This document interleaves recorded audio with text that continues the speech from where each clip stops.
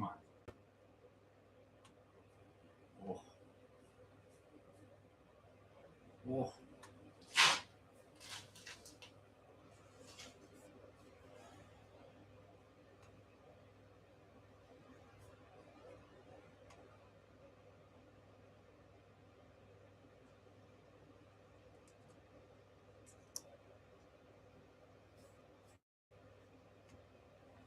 Well, all right.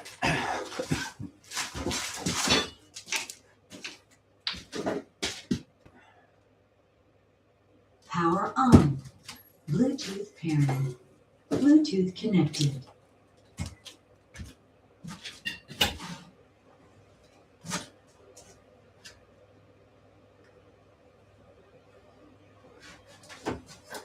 Oh, fuck. Alright, how's my battery doing? Okay, now.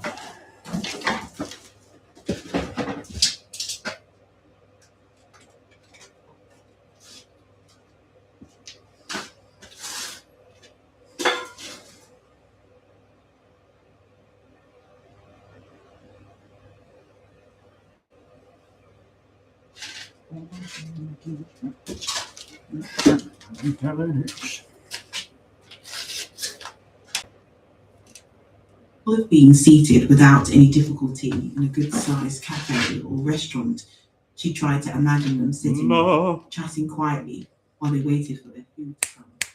It took some of the sting out of the curses and the shaking fists. Under a faded green tarpaulin, 6 cells sat on wicker chairs that seemed better days. Mimi Lassisi was beside Charlotte. Test. There were 2 other women, and there was a 7th chair set facing them. Paz was led to it and pushed down into it. She didn't resist. She looked at the 6 cells, the elders, she supposed, because theirs were the only faces that weren't all twisted up with anger and hate. The shouting was still going on all this time. If anything, it was getting louder. After waiting for more than a minute for silence that didn't come, Nina Lassisi stood at last and held up her hands to hush them. Gradually, the voices died down. When there was almost complete silence, a woman's voice shouted, "Kill it!" very loudly, and it all started up again. "Enough now!" Charlotte cried out in his thin, strained voice. He joined Nina Lassisi on his feet. "This won't get anything done! Shut up your mouths and listen!" It took even longer the second time. Paz sat with her hands in her lap and her gaze cast down, waiting out. When there was silence, Charlotte spoke. "That's better," he said sternly, tapping the end of his stick against the ground. He stayed on his feet, but Nina Lassisi sat down again. She looked very tired and very weak. "Now, let's hear this matter and decide on it," Chola said. "Really, where did you say you found this thing?" "On Jahati Hill." Paz started a little to hear Beanie's voice coming from so close. The girl was standing right behind her. She must have stayed with them all the way from the house. "Near the cat, you said? Under what's left of the Unsol dairy farm?" "Around there, yeah," Beanie confirmed. "So, that's probably where they took our yams after they stored them. It's close by, and there's lots of room there. Should we send someone to look there then?" Whatever, I guess we'll see if that works or not. "It might be useful." Kind of seems like I have to fucking scream into the microphone for there to actually be sound. What we're meant to be finding out. "There won't be anything there now." Shola's tone was scornful. "They left this one behind. She told Billy that, probably so they could keep her share for themselves." "I said I was trying to get back to my friends," I said. "I didn't say anything about yams." One of the guards She couldn't see whether it was the man or the woman. Smacked her hard at the back of the head. Paz gave an involuntary yell. It didn't hurt. It was a shock. Remy, don't do that again, Mimi Lasisi shouted. We're asking her questions, not beating her. Keep your hands to yourself. There's no need for beatings, we don't punish until we know. And as Mimi Lasisi says, we're here so we can know. This is a council of elders, he told her. A tribunal. Do you know what that is? Yes. It means anyone can ask you and you have to answer truthfully and respectfully. Now, where did you come from and where did you go back to? Where did you take our food after you stole it? Start with that. No, the business itself is laughing. It can start by telling us what it is. He came up beside Shola, close enough that Shola was forced to stand aside. He was also old, but he was tall and he looked a great deal more robust. In fact, he was only one of very few souls that looked of emaciation and incipient illness. His head was bald and shining, his eyes so dark, Paz couldn't tell pupil from iris. He looked at her with a cold detachment that was somehow more frightening than Shola's and the crowd's anger. Father Anofi, Shola said, looking pained. We need to get back what was stolen from us.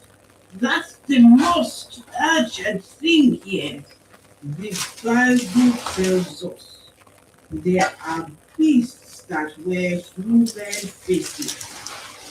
The bold man went straight on before Shola hadn't spoken. And human beings that bring themselves lower than animals with feeling and abomination. It should tell us what it is so we know what we're dealing with. I already told you, loud enough for everyone to hear. I'm a self, which means a person from another world. The world of Ut in the Pandemonium is the same world as this one, really. That is, it's in the same place, only in a different universe.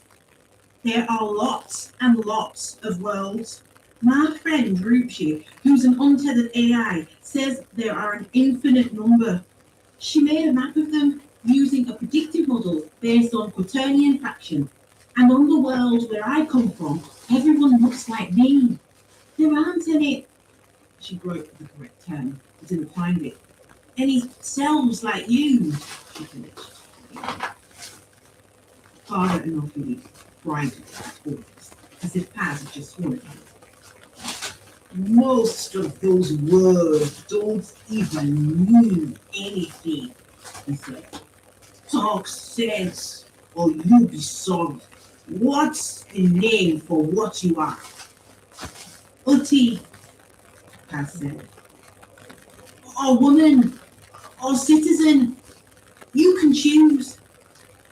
And why did you come to us? What do you want with us? I didn't mean to come here at all. Paz turned and pointed at Beanie. Beanie pointed a gun at me and made me come. Is that true, Beanie? Another elder, one of the women, called out. So what happened? Oh, Mommy. Yeah, I brought her, Beanie said. She didn't come because she wanted to. She was going her own way until I put my rifle on her. I've never seen anything like her before. And Mimi Lasisi said we had to watch out at the edges, and I thought... The girl scratched her scalp cheek, solemn and unhappy. I don't know what I thought, except that it would be good for else to see her besides me. Anyway, she didn't try to fight me or anything. You know she looks like a monster, but I don't think she is. She says she's not. That's not the question you are asked. She responded. But you can't tell people to be quiet every time they disagree with you. The university said, with impatient push her hand. Anyone can speak, he said. Anyone can ask. Tell them your name, child. I'm Topaz, Tourmaline 5 years, Paz said. My friends call me Paz. And you said you live in Lagos. That's where the friends who were talking about it. What was the about a traveler with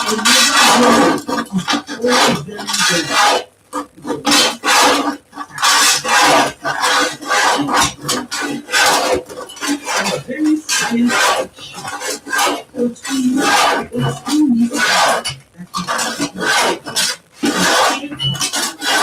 But we know our good God up on high gave us a warning that devils in unnatural lying flesh will snap and snatch us.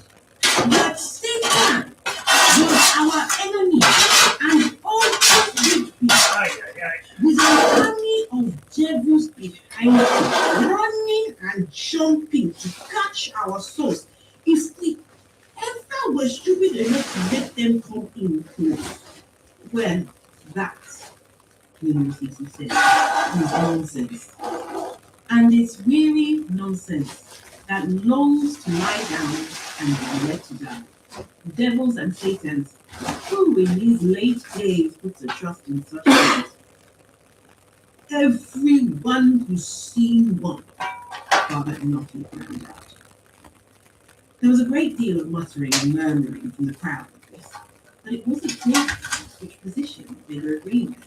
She glanced all around through its legs, trying to look people in the eye, some kind of indication that she was speaking the truth.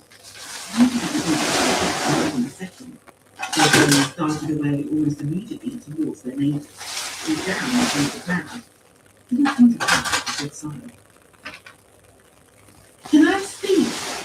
She called out over the hubbub of voices. Can I say something before you call me yourself again? You can answer our questions first. We're here to sound you. If you won't tell us the honest truth, we can sound you with fire. Or with water. Both of those things work.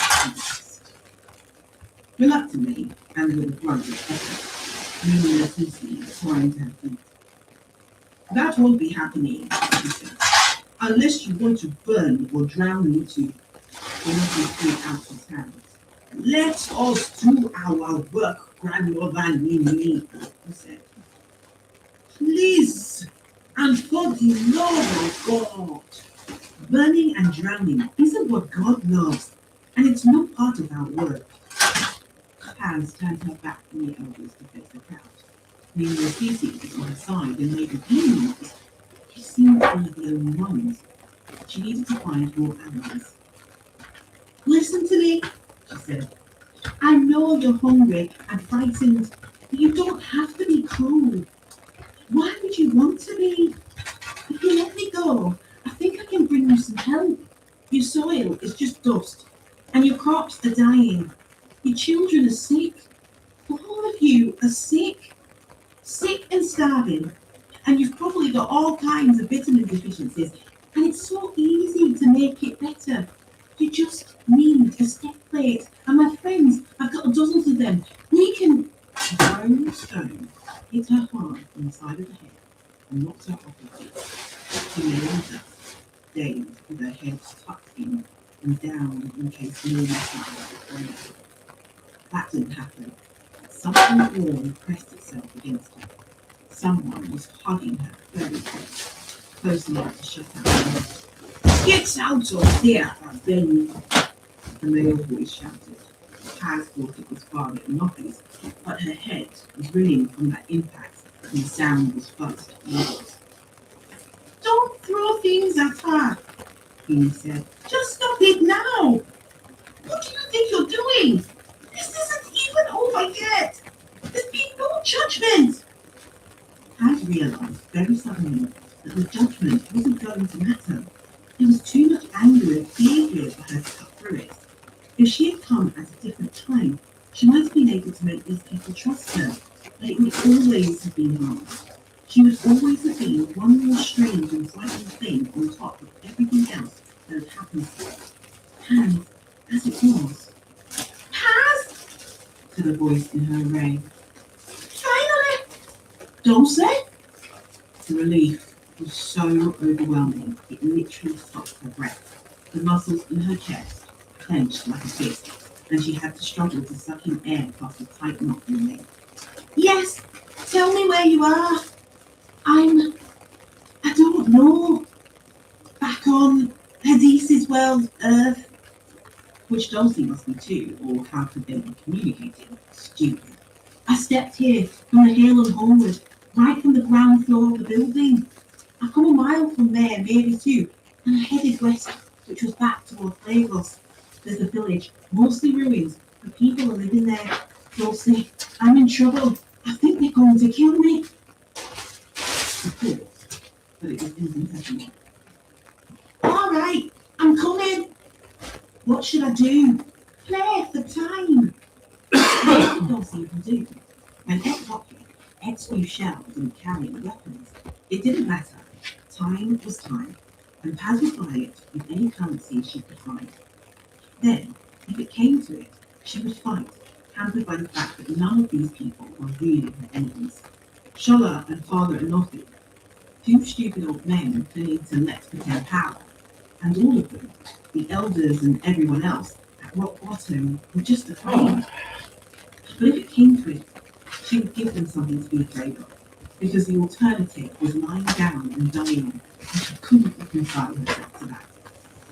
She rolled over onto her back, gently pushing Beanie away. Thank you, she whispered, but don't stay too close to me.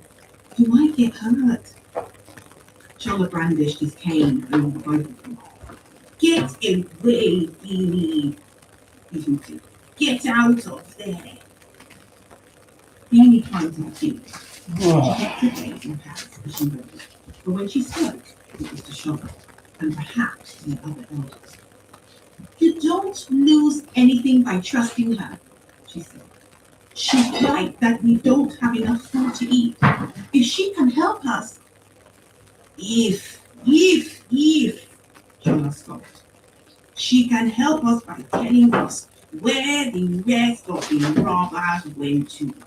That's the only way, and we will make her tell it. Paz told him.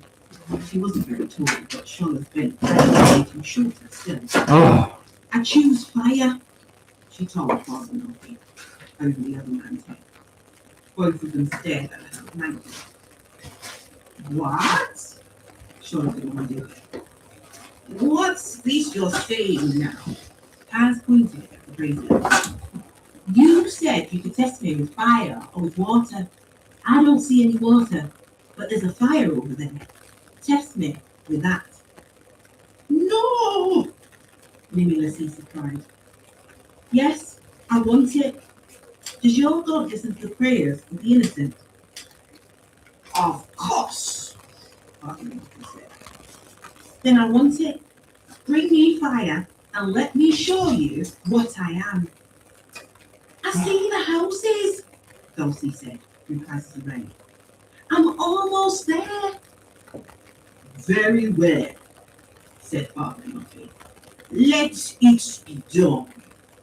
Remy, Shano, bring the fire here. The two women who had been addressed ran and fetched wooden poles from one of the houses that backed onto the clearing. The brazier was just a big metal barrel, most likely an old dustbin with handles at the top and a few holes punched in the sides. The women thrust the poles through the handles so they didn't need to touch the hot steel. They carried the brazier across the open space to where Paz was standing.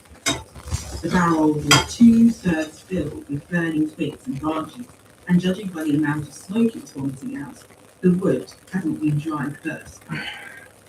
This is monstrous. Then Ulysses cried out. Shola, we're not savages. We don't maim or torture. She asked for this, Father Enoch said. She wants this. Watch her closely. If she tries to watch, hold on to her. Paz approached the brazier. The two cells who had escorted her from Ia's house moved in lockstep behind her, and the women with the wooden poles closed in on either side. Can you see me? Paz asked. Not yet, but I'm in the village now. Where is everyone? Do you see smoke rising? Yes. Go there. Paz stood as close to the brazier as she could bear. The searing heat rose up to hit her in the face with smothering force. She held her left hand over the fire. I call on your God to witness this, she said. Innocent people don't burn, and I'm innocent. I didn't do any of the things you say I've done. She tossed her hand into the fire. There was a sudden shock of pain, a sensation you would get if you touched a hot stone. But she fought the urge to pull away, and so that wrenching jolt became first a plateau and then a quick ascent towards some awful peak. Paz felt a scream rising in her throat. She bit down hard on her lower lip to hold it in. But her stopped breath came out a moment later as a rapid gasp. The pain was gone, with a suddenness like the flicking of a light switch. At the same time, her array reported an intervention. Neural interface muted for reasons of user safety and comfort. Override available on request. She had chosen her left hand because it was the one that had been replaced after the explosion in her classroom. The surgeons at Canoplex Meso-Urban had repaired her so well she barely thought any more about the parts of herself that were no longer fully damaged. Sections of her brain had been replaced with laminated circuitry. Her lungs and heart had been swapped out. She had been given new eyes and bones attached, made of biomimicking plastic with full neural feedback through her nerves. Except that. Whoops. Decided in this instance to shut down the feedback on the assumption that a vast and prolonged agony was something Paz had preferred not to experience. Meanwhile, the hand itself was showing no effect in fire.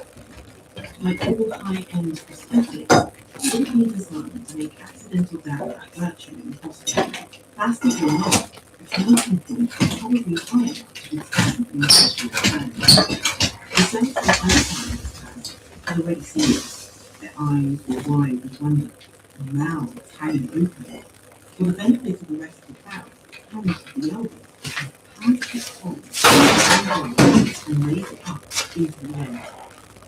You see, she said, I'm innocent. She had expected a rush of apology, or perhaps a spontaneous celebration. Surely the miracle was worth at least a polite round of applause. But all she saw in the faces of the crowd was horror.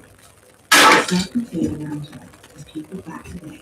Parents snatched up their children into their arms. It made her sad. By the logic of the text, she wondered. At the same time, she knew that her strangeness went a lot further than this indeed. It is a trick, Father Enoch said, with terrible compassion. Hold it. Don't be frightened of it. Hold it for me. I will do the rest. Hands closed and attacks were fine, and from both sides. When she tried to pull herself free, she held fast. With a flaming kick, she upended the brazier. It rolled away into the crowd, spewing out flaming branches. Hot ash and bright arcing showers of sparks. Some people jumped back to avoid them, others hurried to stamp them out. As a diversion, it accomplished nothing. The cells holding on to Paz's arms and shoulders pulled her away from the still burning twist on the top of the brazier. She was slammed back hard against the wall. No such thing as devils, Father Enoch explained, giving meaningless listening. fields below. He held out his hand to the woman with the hatchet, who handed over her weapon without a word. He drew back the hatchet and set his feet square. He pressed his free hand against Paz's chest to steady her. Took careful aim. 25. Essien. The run across country had taken a couple of hours and some change, but Essien hadn't bothered to stay awake for all of it. It was easy to put his suit on autopilot with instructions to keep heading north in the convoy and alert him if anything changed. Even easier to dose himself up with a bespoke cocktail of nutrients, sedatives, and neuroactives, and slip into a dreamless doze. The mission on Sarcom had been a ball breaker. It was good to grab a little rest. His body was in ceaseless motion, but his mind floated freely. He even dreamed, although the dreams came in disjointed pieces and had no narrative. He saw moments from his childhood in Ushugi. He saw the gleaming ceramic spider crab that had descended on him after he enlisted in cello, and his weak, vulnerable body was transformed into something less human and more robust. He saw his father, a face crumpled in sadness, his hand endured, turning the pages of the book called Endangered Animals. And these Camberwell asleep beside him in a world to which he would never now return. And then he woke to the harsh and unnecessarily loud voice of Rinpoche. "We are almost there, but I am afraid you may arrive too late." "What?" Essien blinked away sleep. "Why? What's happening?" "I have finally been able to locate that. Her array came back online a few minutes ago. Let me show you." The space in Essien's array expanded and became illuminated. Through it, he saw what had to be a camera feed from a drone hovering around 1,000 feet up. The video stream was too sharp. It showed an area where a few cultivated fields were wedged in between encroaching scrub and barren rock. There were buildings that seemed to be ruined, and clear space in among them. On second glance, it was clear that some of the ruins had been halfway repaired. Even from this far out, you could see movement down there. "Wait," Essien said. "This is here, now? I thought your world had gone through an extinction event." "Extinction is seldom the turning of a switch. It seems some scattered groups of survivors still exist, though their prospects in the medium to long term are extremely poor. I would argue, though, that this is a discussion for another time. Look." The drone's camera zoomed in on a ragged sprawl of half-ruined buildings, and then on the clearing in the midst of them. The resolution was still very high. There were people there, men and women and children, most of them thin to point of emaciation, and all of them facing inwards in a spot over to the right-hand edge of the cliff. One diminutive cell was being held hard up against the wall by several others, its desperate struggles overridden by their numbers. "It's the bunny," said Lynn, her voice coming in on the same channel as Ruchi's. "Looks like she's pissed off the locals again." Essien's gaze flicked to the pinioned figure. Moon was right. It was Paz. Another self, the man, stood in front of her, brandishing something in his hand, a weapon of some kind, most likely an axe or a club, judging by the way he was holding it upright in his fist. "How far out are we?" he demanded. "Still 3 or 4 minutes at the very least," she said. "Even if we accelerate to the limit of these suit movements." "Is your drone armed?" "No." I'll be right back. Blair felt up his rage. I'm gonna go roll a "Well, why the cigarette. fuck not? It is a scientific instrument, Private Incognita, not a piece of military hardware. Perhaps, though, I can use it to create a diversion. If I bring it down to where these people can see it, they may pause in their assault on Paz long enough to investigate it." "Or I could just fling a rocket over there," he said. "I checked the inventory and this suit's fully stocked.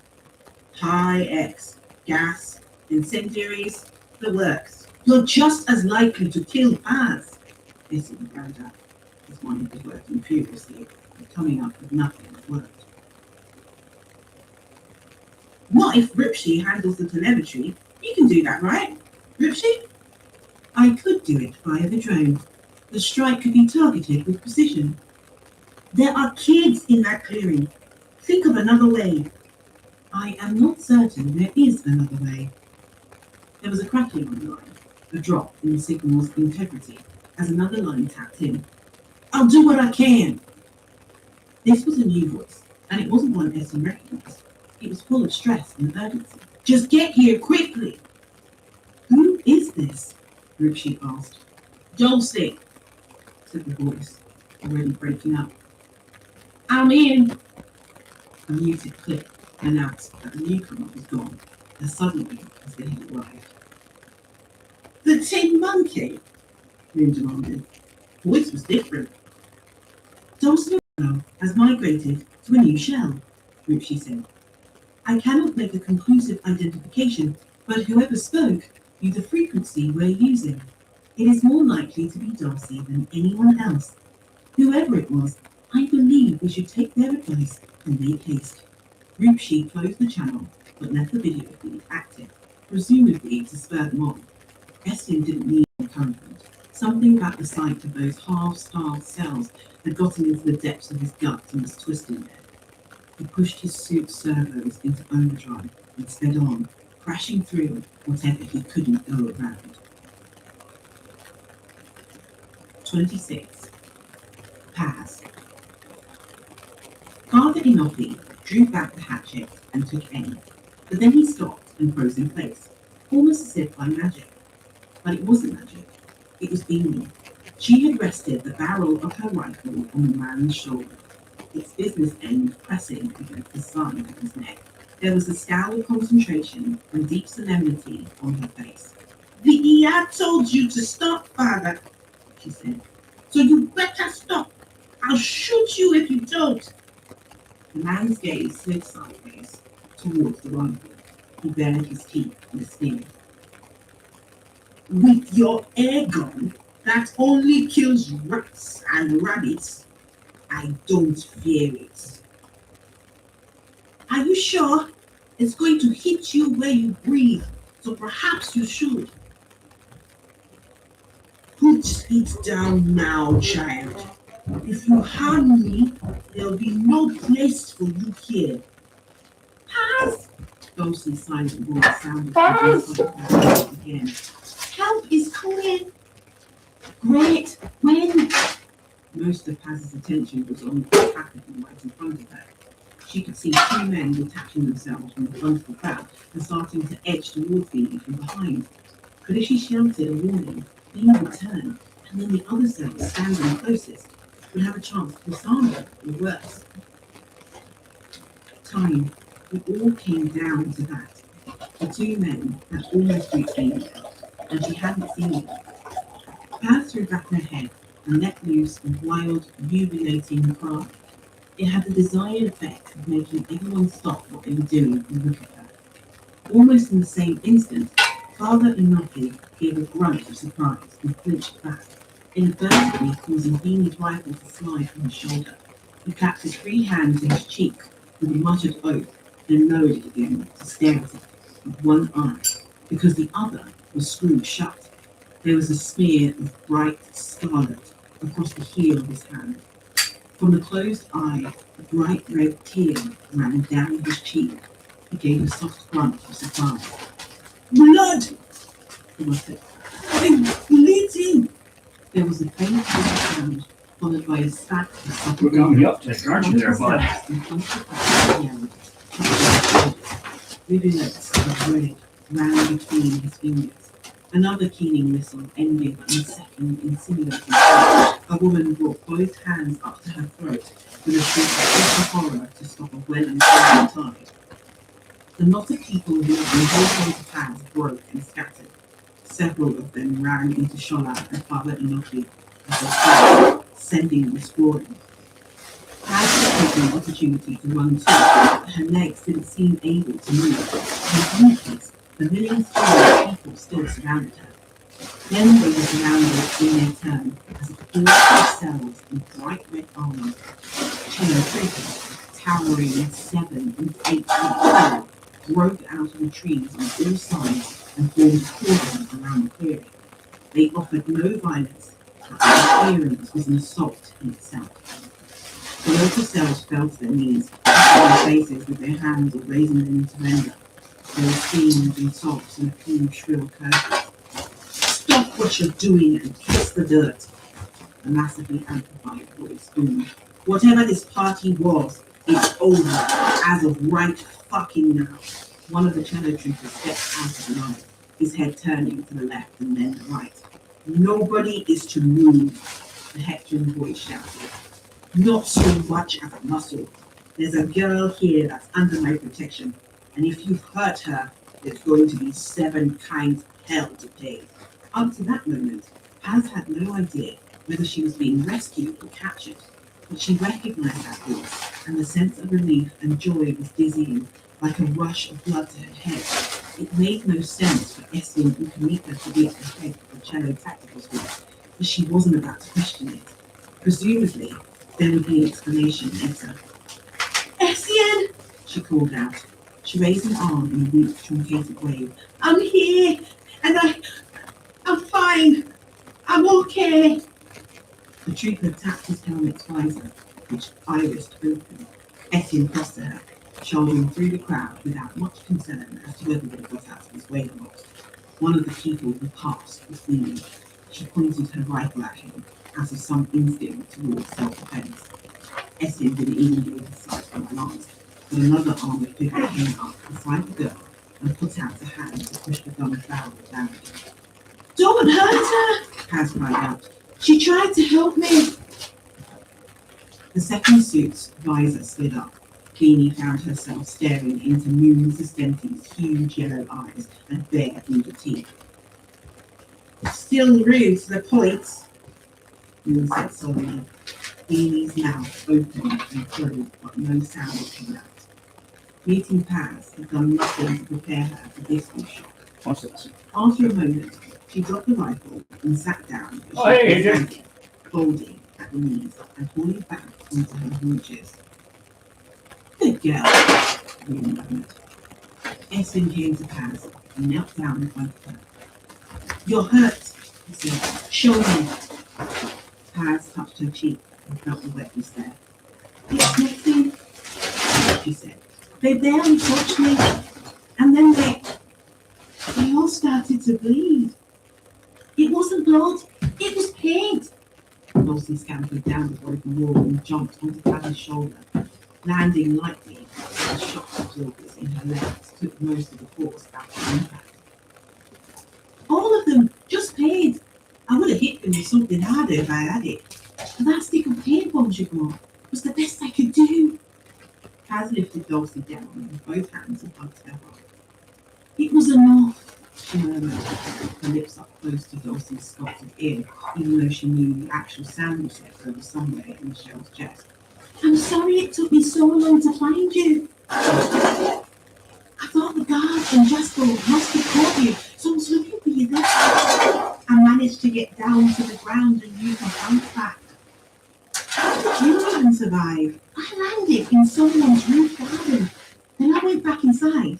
The place was crawling with security, so I got out again fast. But I stayed close so I could eavesdrop from their hands. As soon as I found out they hadn't caught you, I came here and started searching.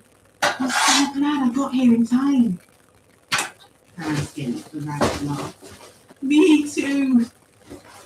The cello troopers under Moon's direction were now penning the people of the village into a makeshift corral between 2 standing walls. Nobody had been injured, but they were all understandably terrified and confused. They shrank back from the inhumanely tall soldiers, some of them weeping and clinging miserably to each other. Let me know if anyone here needs shooting, Moon called out. She used the barrel of her rifle to poke Charlotte in the chest. He was up on his feet again with both hands raised over his face, as though he could make this nightmare go away by looking at it. For instance. No, Paz said, loud enough for everyone to hear. Nobody is getting shot, or stabbed, or burned, or blown off. Is all this army yours? Tell them not to shoot anyone, please. This isn't what it looks like. It looks to me like these robbing bastards are about to cut your throats, he said.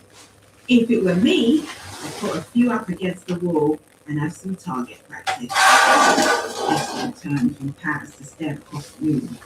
Even right then, with her heart still pounding and her legs too wobbly to stand on, Paz found her grim expression a little frightening to look at. Let's not, he said, with very precise emphasis, but then he noticed a fallen axe and picked it up. Who does this belong to? He asked. Nobody spoke. The woman who held the hatchet, indignant as father Murphy, looked at the ground, her shoulders shook loose. It doesn't matter, Pat said. Really, none of that's important right now. Estienne, look at them. They're starving. They're selves, just like you and me. And they're barely surviving here. They just need one step plate and some help in finding an unclaimed well to farm. You have to go tell Aziz and Rupshi. We already know. All the other armed troopers, except for Estienne and Moon, said this at once. Paz felt her stomach turn, just a little, at that strange thought. I'm sorry, said one of the new suits. I meant to relay that message through a single speaker. I still need to carry out some final adjustments on these units before I can make them entirely responsive to my commands. The voice was Rupshi's. You're in the suits, Paz demanded. You're controlling the suits. By way of answer, the visors and all the remaining suits slid open to reveal only emptiness, where their wearers' faces should have been. Paz felt an involuntary shiver going through her. She braced herself for another chorus of screams, but the eerie sight seemed to have struck the local cells dumb. All but Private Unganika and Corporal Sustentes, Rupshi confirmed. Paz, I'm reading your array. I do not see the coordinates of the Mother Mass continuum there. Did you obtain them in a verbal exchange? No, I said, she swallowed hard. I'm sorry, Rupshi. I didn't get anything. I failed. We failed, Dr. Jackson. But we might have done better if we'd had more reliable info. Why is she doing this accent now? She wasn't doing this earlier. And then his mind had been booby trapped. Bad accent. Stop. Questions about the Mother Mass, all hell broke loose. That was a risk that had not occurred to me. I am sorry if you were placed in any danger as a result. Can we talk about this later? Paz pleaded. I know it's important, and I know we need to get back to the mission, but if we don't do something to help these people before we leave, they're all going to die.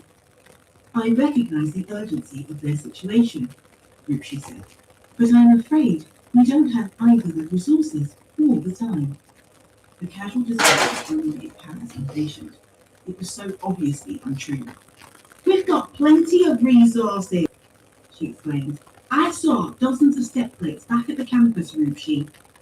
And you can make more whenever you like, especially now you've got all these. She looked around at the untenanted suits, but couldn't find a word for them. Servants, drones, extralings. She gave up on it and started again. All you've got to do is bring one plate here and show someone how to use it. Which will accomplish nothing. There are not enough survivors here to constitute a viable gene pool. They might last out a few more years, even a few more generations, but eventually they will all die. Then we look for other survivors, Paz said, bored. There must be some. Surely, this cannot be the only place in the whole world where people just manage to hang on. Perhaps not. But how much time and effort do you propose that we devote to the search, Paz? Possibly I misspoke when I said we have insufficient resources. There are palliative measures we could take here. But we have other priorities. Our primary goal remains the same, to stop the pandemonium and the machine hegemony from destroying each other. The lives that are at stake in that conflict outnumber those you are seeing here. by many orders of magnitude. Moreover, there is a reason to believe that the war has entered a new phase. What reason? Moon demanded. What have you heard? Nothing, Ruchi said. That is the point. The Pandemonium has gone into full informational lockdown. That is not a thing they would do for any trivial reason. It suggests a turning point of some kind may have been reached. Has looked at Edie. Then, listening, she folded her arms and started tossing. I don't care, she said. We can't just walk away and leave all these people to starve. Give them a step plate and instructions on how to use it and a reliable power source. None of these things are impossible, Paz, and at some future point, I would be happy to discuss them further with you. Once we have succeeded in the wider task we have undertaken. No, Esmond said. She's right. We can't leave things like this. His face had set into an expression that seemed both angry and deeply unhappy. Your meaning is unclear, Ruchi replied. Esmond seemed to find it hard to look at the settlement's inhabitants, but he indicated them with a brusque, sweeping wave of his arm. I think my meaning is pretty clear in context. I'm agreeing with Paz. I don't think we can abandon these people to fend for themselves. Now we know they're here. I have already explained my position on this. Yeah, you did. And my position is different. Listen, do you have a plan B now that we struck out with this spearhead bet? I am considering a range of options, Ruchi said. I am still hopeful. Do these options depend on us getting back to Campus Cross and using the step plates there? Yes, without exception. And we're not going to want to carry Paz 100 miles by piggyback. Why don't you rustle us up some transport, and we'll do what we can to stabilize the situation here until you get back. And that way, we don't lose any time, and everyone is happy. Ruchi considered this. The empty scarlet suit stood in eerie, identical postures. Very well, Ed said at last. I believe that is a reasonable use of our resources. I have located a military base close by. I will take a number of these units there and secure us some form of transport. The rest will remain here at your disposal. I will keep you apprised of my progress. Good, said. You do that. Each of the suit stood off the nose and walked out without a word, moving in perfect unison, glancing sort of synchronized smooth. Esmond stood and helped Paz up. They walked across to a small group of local cells, standing cowed and unhappy in a pen-made scarlet armor. Who speaks for you people? Esmond demanded. He gave Father Inoki a hostile glance. It better not be you. A silence followed these words. It was Mimi and Cece breaking, stepping to the front. For the sake of argument, he said, let it be me. Most of the people shrank back from her, perhaps afraid of getting caught up in whatever advantage she just pulled down on herself. How many of you are there? Esmond asked. All told, 63, 50 or so adults, the rest children. And what's your greatest need right here and now?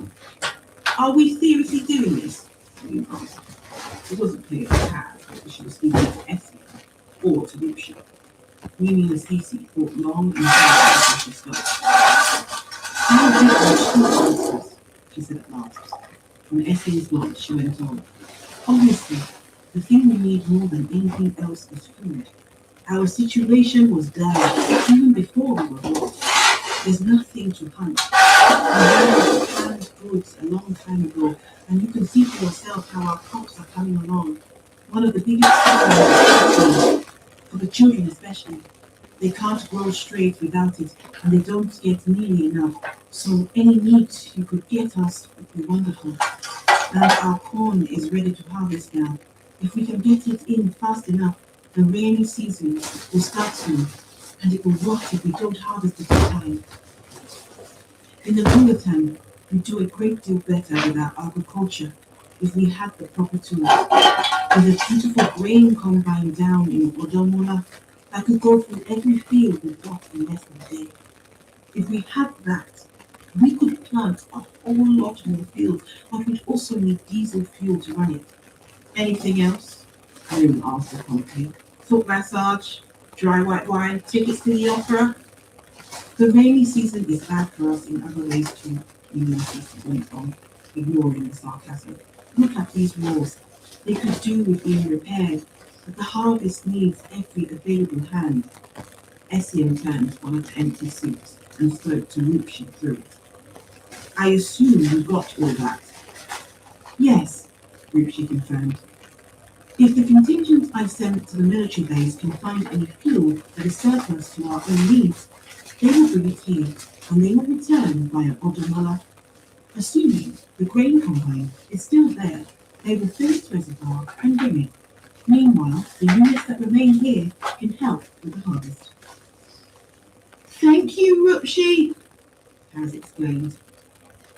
Hunting and gathering, Lynn said. You people are hilarious, and if you think I'm shucking corn, then you can kiss my furry arm. I have to admit, when I heard all that nothing left to hunt bullshit, I took it as a personal challenge. So why don't I take a stroll and pile up some protein while the rest of you do whatever's needful with the vegetation? The less I have to see of these fuckers, the better. 27. Ruchi. Ruchi ran the calculations. The delay would only be 8 or 9 hours, a short enough interval that it was unlikely to be crucial. A great deal could be achieved in that time. Enough, Et hoped, to reassure Kaz that she could come away with a clear conscience. The newly acquired cello units, now successfully adapted for semi-autonomous functionality, could harvest the villagers' meager crops with a minimum of effort. Lynn was as good as her word when it came to hunting. In addition to being an apex predator, she had a keen eye for disease and parasitical infestation. The birds and animals she brought back were plentiful and fit for purpose. All of which was, broadly speaking, acceptable. Ruchi found much more cause for concern in the Pandemonium news blackout, which Et felt was surely presaged something of great import. Et's drone fleet was presently tacking from one handover to another, trying to glean what little nuggets of information Et could from unshielded signal traffic. But all military communications had switched to registry encryption, a level of security Ruchi could not pierce. Et noted the unusual troop movements, the cello gunships heading into high orbit, but was unable to pass them beyond the obvious fact that the High Command were expecting a major assault. More this was more than enough by the unpredictable behaviour that had led to this situation. The organics, beginning with Topaz Bipills, had first of all disagreed with Et, and then had refused to listen to irrefutable reason when Et attempted to refocus them on the mission. Ruchi had a bias in favour of organic beings, of which Et was very well aware. This was nothing to do with sentiment. It had been written into Et's code when Et's creator, the cyberneticist, Andrus Factorinus, had first assembled what became Et's processing core. Et was perfectly capable now, thanks to her D's Camberwell's intervention, of exercising or rewriting the relevant lines and therefore removing the bias, but Et had decided not to do so. I have relished our ongoing collaboration, Et had told Hadiz some years before, and though that was a very much oversimplified description of a more complicated reality in which emotions were replaced by the relative values of self-modifying variables, it continued to be true. Ruchi experienced Et's interactions with organic beings in a way that might plausibly be described as pleasure, especially when the interaction bore on the solving of problems. Now Et had addressed itself to a problem on a vastly bigger scale than anything Et had attempted before, with stakes that were nothing less than existential. The continued existence of trillions of sentient beings hung on the outcome of Et's actions and the actions of Et's chosen proxies, and for the first time, Et was forced to question whether those proxies could be relied on. The matter was perturbing, not so much because of its immediate consequences, but because of its implications for the wider mission going forward. Rinpoche was still committed to that mission, to saving as many of the Pandemonium worlds as Et could, not to mention those of the machine hegemony. Et found the waste of so much potential, so many diverse and successful and fascinating evolutionary lineages profoundly distasteful, and Et wanted very much to avoid such an unsatisfactory outcome, if it could. But perhaps a contingency plan was called for, in case all Et's other plans failed. 28. Essie. Kudigwe and Sanama Nkumiko, Essie's father and mother, had brought 2 of their 6 children with them out of Akwa Ibom after the short-lived Republic of Biafra collapsed under the weight of the federal government's blockade and the world's indifference. The 2 were Essien's brother, Mbosso, then 4 years old, and Essien himself, unborn, carried to safety in Sanama's womb. He was born in Lagos. He never knew the war, the blockade, or the famine, at least not at first hand. And yet, growing up, he found those traumas hard to escape. They survived not only in the stories his parents told, but also in the jibes and insults, kicks and more subtle slights directed at him by the area boys of Kosovo, by Yoruba cops and Hausa bosses, even sometimes by people he counted as friends. The famine was such a terrible thing that nobody wanted to own it. It could only have been the fault of the people who starved. If the Igbo and their allies hadn't the effrontery to stand up and demand independence, it would have been necessary to slap them down again. If their ragtag army hadn't held together when it should have broken, there would never have been a blockade. If their illegitimate government had surrendered sooner, fewer people would have died. And Essien had seen the photos, the newsreels. Of course he had. No son of the Diggin was going to escape that rite of passage. The children with their bulging bellies full of nothing but air, their xylophone ribs, and exophthalmic stares. The listless men and women, exhausted by the endless wait for death. He had been told again and again, this is what we came from. 2 million fell, not to guns, but to hunger. And on television sets in 100 different countries, people watched us die as they ate their own dinners, embraced their own children. It wasn't that Essien saw in all this any deep or lasting truth about himself or his heritage. It wasn't a badge he wore either on his skin or under it, but it was a weight that settled on him sometimes when he was too There's a tired bullet stuck in the distracted concrete to deal here. with the task of forgetting it. And therefore, when he saw these half-starved people in their patchwork houses, he knew at once what he was looking at.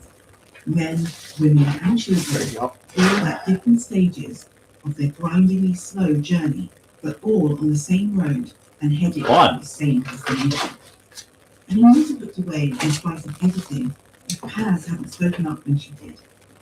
It was a hard thing to admit, but he knew himself too well to hide from it. He could have walked into this sad, doomed little settlement and out again with his eyes and his mind fixed on the middle distance and never have let the truth come into focus. But the rabbit girl had grabbed the middle distance in both hands and shoved it into his face. The gratitude he felt for that was tempered by the sick ache of his awakened memories, each of them surfacing with a sluggish pitch and yaw from the oily sea that the drug GABA had made of his mind. In this volatile state, he was keen to avoid the villagers as much as he could. He offered to join Moon in her hunting, but she turned him down without a moment's hesitation. No way, sinkhole. You go hang out with your new friends. I'll do my own thing, my own way. He wasn't needed in the field either, where the empty suits of armour that Moon was now hauling, the Red Ghost, were harvesting the scrawny ears of corn with a clinical efficiency that was a little alarming to watch. So Essien had no recourse but to walk among the local selves and bear the weight of their fearful, incredulous gaze. When he had had as much of that as he could take, he went looking for Paz and found her with a girl named Abeni, talking animatedly about nothing very much. The got monkey in its new pearlized shell was there too. As far as Essie could tell, Benny was trying to explain a dance move of some kind to the other two. Either that or she was going into convulsions. When Paz saw him, she got up and came over to him. "We're not here to waste time," Essie told her gruffly. "I'm not," Paz said. "I was about to come looking for you. There's something I need you to do." "Thank Christ," Essie thought. "I don't dance," I said aloud. "That aside, I'm up for pretty much anything." "That pot up there is limestone," Paz said, nodding her head towards the hillside about the second one. "I know because I fell down most of it."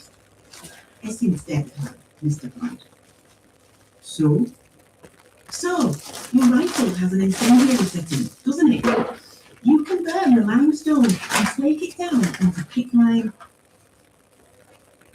What do I need quicklime for? You don't, Paz said, her eloquent ears twitching. But these people do. With quicklime and cement, they can make mortar. And with mortar, they can fire the walls of their houses. Beanie said they've tried it a few times. They couldn't make the fire hot enough. It should be 700 degrees or so, and your Sarsoon can get up to 1,000 on its highest setting. How do you know so much about shell ordnance? The girl looked embarrassed, which in Essie's experience was a first. When I was younger, I wanted to join up with the engineering corps. I spent way too much time watching telos feeds with titles like I was a teenage sapper. He unshipped his rifle and held it out to her. You make the mortar then. You do it better than I would. I don't even follow your instructions anyway. I don't know where I put my Paz's other eyes widened a little, and she regarded the rifle, but she didn't reach out to take it. I thought the Sarsu had neural coding, she said. It only works for the trooper it's assigned to, doesn't it? Right again, Essie confirmed. But the coded user can do something called override the sign. It's so if you're wounded in a fight and someone else in your squad is lacking a weapon, you can pass it along. I can code it to you, just with the handshake. That's if you'd be interested. No worries. Yes, please! Paz practically out of his hands. She held it. We found the lock from the flintlock. She hadn't been lying about those temp speeds. The four of them went out to the cliff together. It's actually mostly intact. The red ghost on to do the heavy lifting. Making quicklime was loud and messy and dangerous, so it helped a lot in terms of calming Essie's mood. And it was a pleasure watching the kids cut loose with the Sarsu's flamethrower, like a buck private on her first day at basic. Only half the size and with twice the attitude. They carried the stinking dish back into the settlement in tin baths. Paz and Beanie toting the while Essie and the girls took the They dumped the basket in the main square and got busy mixing the lime, sand, and water until they got it to the proper consistency. The crowd of the local cells made the mistake of drifting up close to watch them, and Essie drafted them all, including the children, into Operation Plug That Gap. The kids ran around collecting bricks, while their parents did actual masonry work alongside Essie and Paz. Only none of them seemed to want to get too close to Paz. That puzzled Essie mightily, until he remembered that however imposing he might be, he was still just a man in armor. She was the one who truly looked alien. And on top of that, here she was, sticking her neck out for them after they'd been a few seconds away from murdering her. Obviously, that left some residual awkwardness. The kid was a singular package, that was for sure. She might look ridiculous, with her oversized arse and her ears that stood up like flagpoles when she was upset, but she wasn't stupid, or weak for that matter. She'd survived that god-awful mess at the Mullah Ujul, got past a compound full of slavers and a full cello tactical unit, and back on a pack of keys, she'd disarmed Moon Sustenti with her bare hands. Well, it was actually with her feet, but the point stood. You still want to be a soldier? He asked her, rather Paz thought about it, and shook her head. Not anymore. I don't think I ever did really. I wanted to go to a lot of places and see a lot of things. And I still pretended that if I was an engineer, I could do that without actually fighting and killing anyone. She paused from what she was doing, a trowel full of water slipping onto the ground at her feet. "You enjoy killing people," she said quietly. "All the time." Etienne was at a loss for a few moments. The kit had done wet work too. "Well, good," he said at last. "That's good. The ones who enjoy it are the ones you need to watch. Every unit's got them." Which was true, but it skirted around another truth that Essie preferred not to think about. The neural feedback network linked all cello troopers together, so they felt the backlash from each other's emotions. You experienced it as a warm glow, like the buzz from your fifth or sixth string on a note, and it was like booze in other ways too. It took away your inhibitions, left you rolling along in a groupthink undertow that pulled you wherever it went. He had enjoyed killing. When the order was to kill, and the troopers on all sides of him were emptying their magazines at whatever the target was, joining in was pleasure, and holding back was pain. The cello had designed a system in which every frontline college reliably became a cheerful soundtrack every time their unit went into combat. What have I been? He wondered. And what am I now? 29. Paris. The 9 hours they spent in the nameless village were among the strangest of Paris's life, which had recently become very strange indeed. Nobody except Minnie, Assisi, and Diggin would look her in the eye. Everyone grabbed some distance when she came near, either doing it with a sheepish shuffle and some attempt at subterfuge, or just turning and walking away rapidly in a random direction. Beanie said they were ashamed. Minnie Assisi said sadly that she thought it was worse than that. "You showed them a face they didn't know they had and didn't want to admit to having. And then you brought us this." She ran her hand along the embossed nameplate on the dull green metal of the grain tumble inside. It read, "Class Lexington, 8900. They should hate themselves for that," the old woman said. "I'm afraid it's much easier to hate you." "You should come with us," Cass told her. "You and Beanie. We can make room for you at Campus Cross." She waited, gauging Ulysses' reaction. It was wistful, but far from convinced. "Haven't you always wanted to see Lagos?" Cass asked. "Yes, I did. But I wanted to see Lagos when it was alive. I don't think it would make me happy to see what it is now." "Everyone I know is here," Beanie said, and Cass turned to her. "And we really can't afford to lose anyone. Not right now, when everything is so hard." "Will it be okay though?" Cass asked.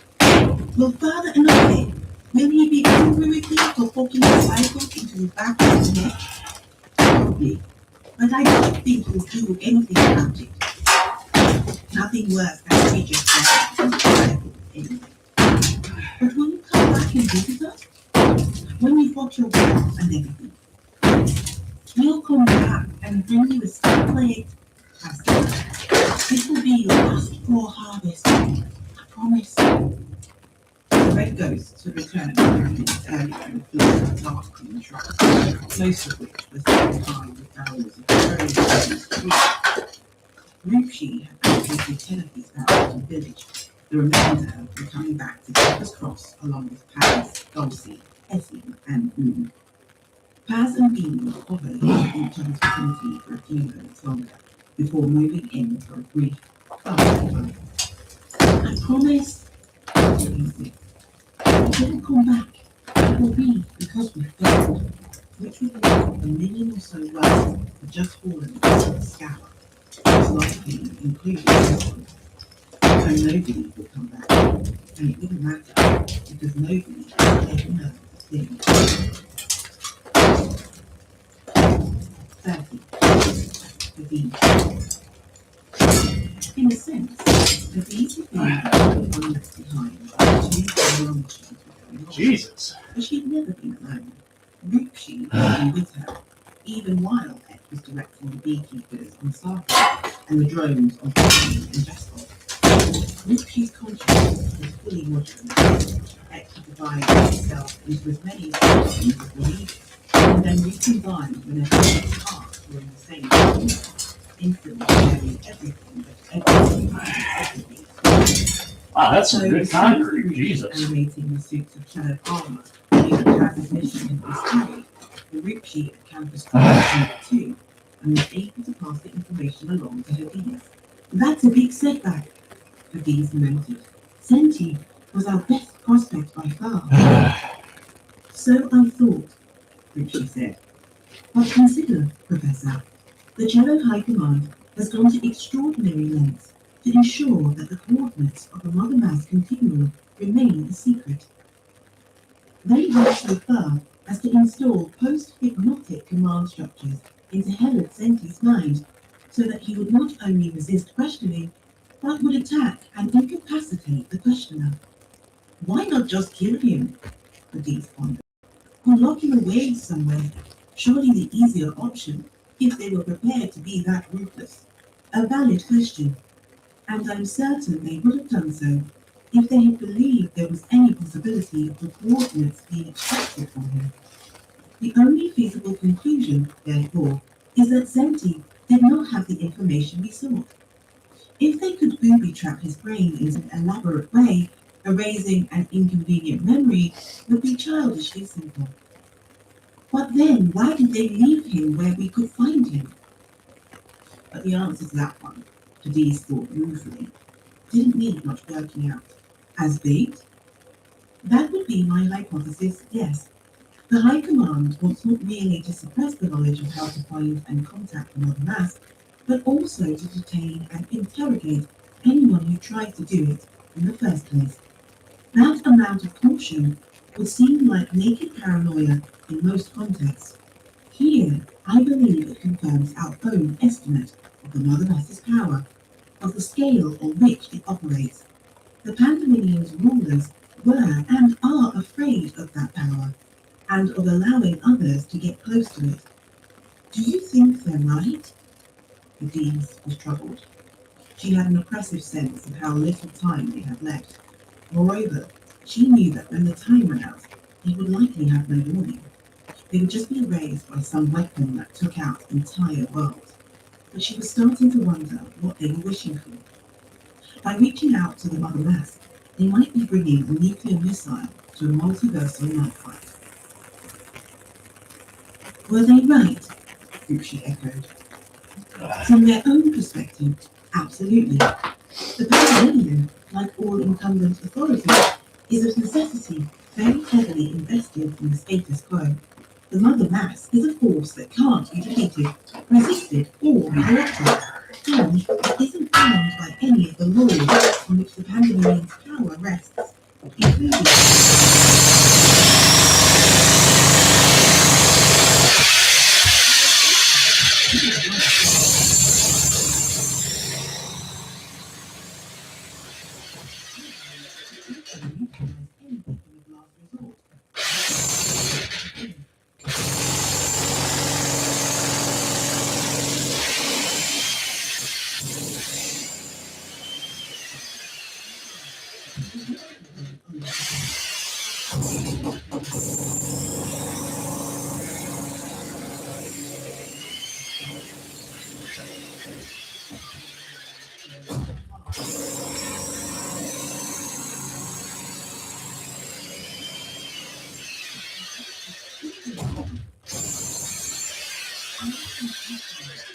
the danger we never could have foreseen.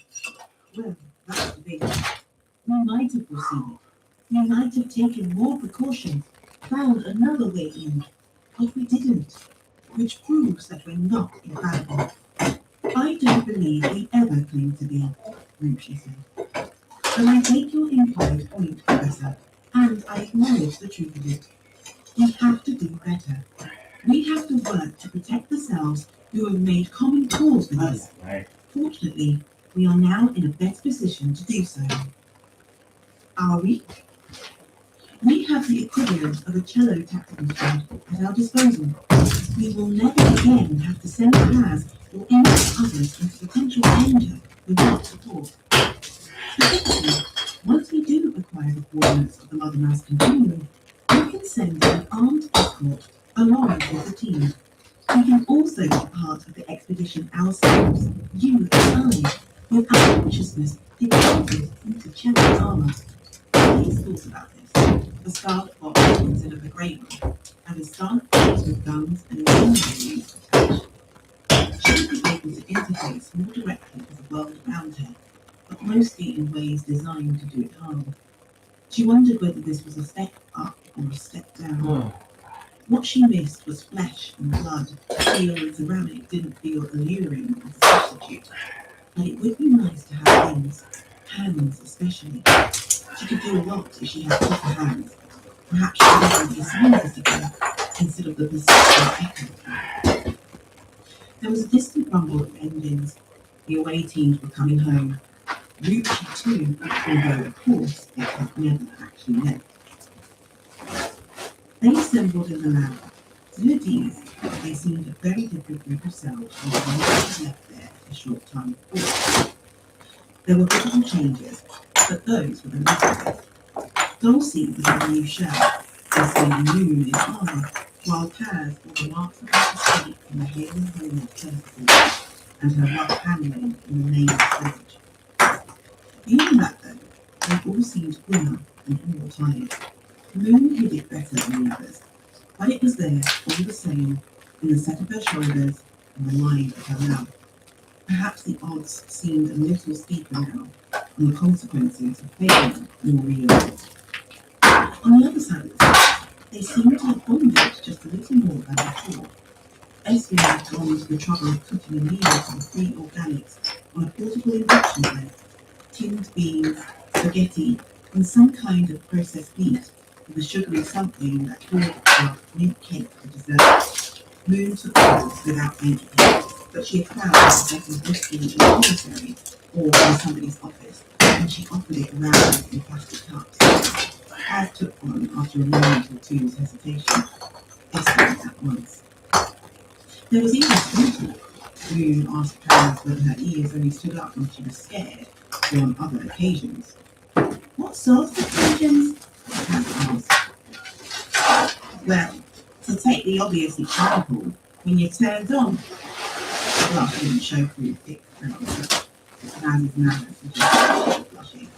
I think that may happen for boys, she confessed. Moon rolled her eyes. No, not surprised. Boys like to have something they can wave around, and something they can measure against what other boys have got. The D's would have let their idle chatter go on for longer, but Ruchi called them to order as soon as they'd finished eating. They drew chairs into a circle and sat. Dulcie sat on the back of Paz's chair with one hand on her shoulder. She caught the light and refracted it into rainbow. I am still trying to ascertain what is happening in the Panamanian, Ruchi reported, but without success so far. They are using the registry to encrypt their signal's traffic, and I have not been able to observe anything directly regarding the fact that they have retrenched, pulling all warships back from existing battlefronts to defend their own worlds. Against what? Moon asked. I can't tell, but it's something they believe will arrive in high orbit, and it's concerning enough that they have abandoned their offensive. Possibly, this is what they have anticipated all along. The Scour event already in progress. They wouldn't have been able to hide something like that, Esme objected. In the longer term, Pilot Unganita, probably not, but they might well attempt to do so for as long as they can. I may be wrong. Possibly, all we are witnessing is the inevitable ebb and flow of a prolonged conflict. In any case, I wish to counsel you against despair. We have hit a temporary impasse, but there is another method we can try in order to obtain the information we need and proceed with our plan. I would have suggested it earlier were it not for the fact that it touches on the personal history of some of you and might expose you to encounters you will find unpleasant. More unpleasant than tear gas, shot grenades, and rifle fire. June asked with a flippant reflection. She topped up her whiskey, and then, without asking, Essence. Paz covered her cup with her hand to show she didn't want any more. Perhaps not, but I'm referring to emotional changes rather than physical dangers. Moon took a deep swig of the whiskey. I'll take it over getting shot at. Then I will lay out what is required. Before I do, though, you should all have a chance to speak. Is there any pertinent information you acquired in the course of your mission that you feel the group should know about? If so, I will invite you to share it now. Well, for one thing, we're on the scopes, Moon said, after another gulp of whiskey. Please elaborate, Ruchi said. Moon licked her lips. After what we pulled on Sarko and Jasper, the cello will be looking for us, and they pretty much know where to look. It's only a matter of time before they find us. They cannot backtrack from our previous movements to this precise continuing, Corporal Sustenti. They won't need to. We've been this way before, in case you don't remember. She glanced at Essie. The sinkhole knows what I'm talking about. No, Essie said. I don't. No? Then you're stupider than you look. Which is something of an achievement. You're saying you never asked yourself how come me and Essex turned up on that beach out by the lagoon at the exact same time you and Camberwell were having yourselves a little picnic party there? Essie was looking very still. Adiz knew why and answered for him. You misread that situation, but yes, I have wondered about that. I'm assuming it was because you were staking out the spot after our previous visit there. You had some way of monitoring a specific geographical location across a number of continua, presumably a very large number, without maintaining a physical presence. Damn right we did. It took some registry runtime, but it's not hard. We brought down 2 of your drones and put them through the ringer, analysed the residual energy from their field modulators, and got a feasible region for where the Alpha started out. It meant doing trillions of calculations, but the registry could do that in its sleep, if it ever slept. We ended up with maybe 40 or 50,000 realities that are all possible. Couldn't search them all, so we set stumbler remotes in orbit to detect unauthorised step activity. Then it was just a case of waiting for the bell to ring. We knew where in any given world we were going to turn up, if you turned up at all. How? This was the part that had baffled Adiz. How did you know that? From where the drones were captured. They were downed as soon as they emerged in Cello's face. They didn't get more than a few hundred meters from where they came through. X marks the spot, right? So we waited in that exact location on a cello world, obviously, on a hot step plate. And as soon as one of the stumblers felt something incoming, we came right on over. If Adiz was still capable of involuntary non-verbal, she would have laughed, but it would have been rueful. She had thought she was being so careful, and so a mile wide. She hadn't known that anyone was looking for her, but Ruchi had warned her not to take unnecessary risks. She should have listened. But how does any of that relate to what we're doing now? She asked. Oh, hey. Maybe it doesn't. Maybe I'm just being paranoid. But they had that careless staked out, and the prince and the monkey stepped away from there separately, not together. So assuming the people in charge had any monitors running, it is a safe bet, 2 data sets to analyse. They'll have a list of possible vectors by now, like the one your Essex were given. If they have to go up, they'll most likely have placed bunkers in every continuum that's strategically important, and a lot at arms.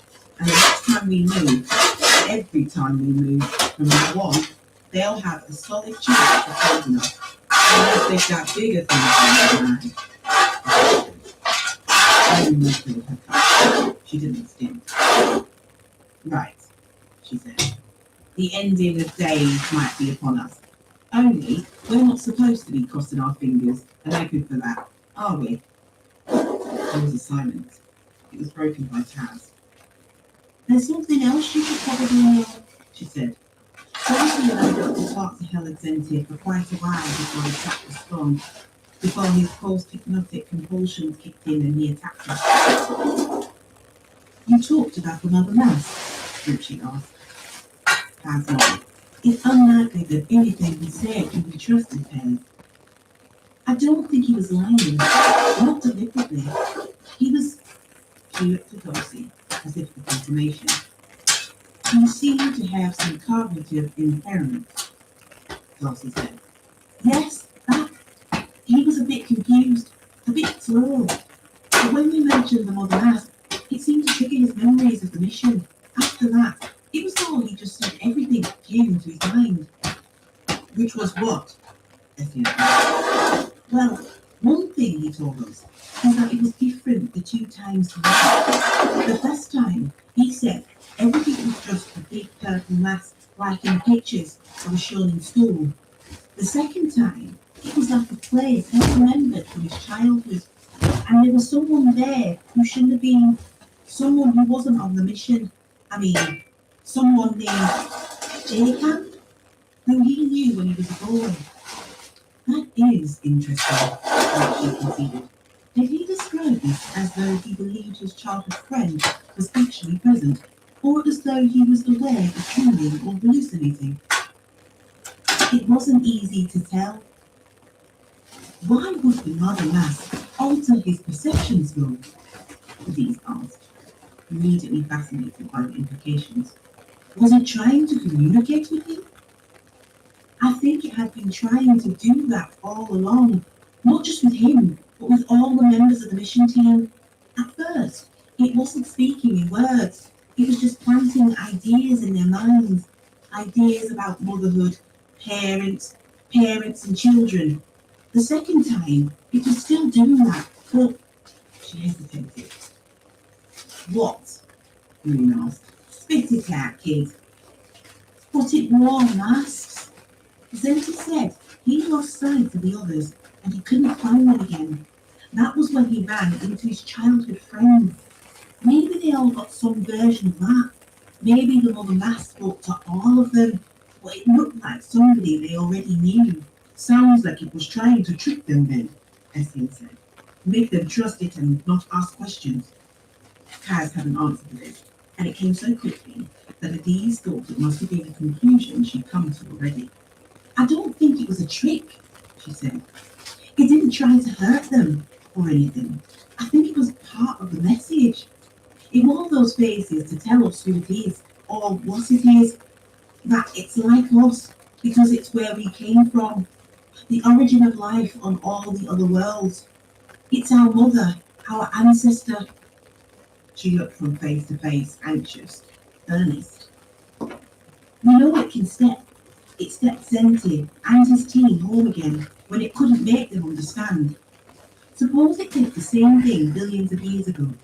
Stepped itself or bits of itself to all the different worlds and planted seeds. The seeds we all grew from.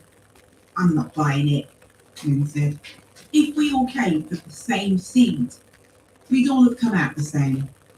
Gen, Ut, Earth, everywhere. We'd all be cats. We'd all be apes, rabbits, whatever. The seeds were just like seeds, Kaz said.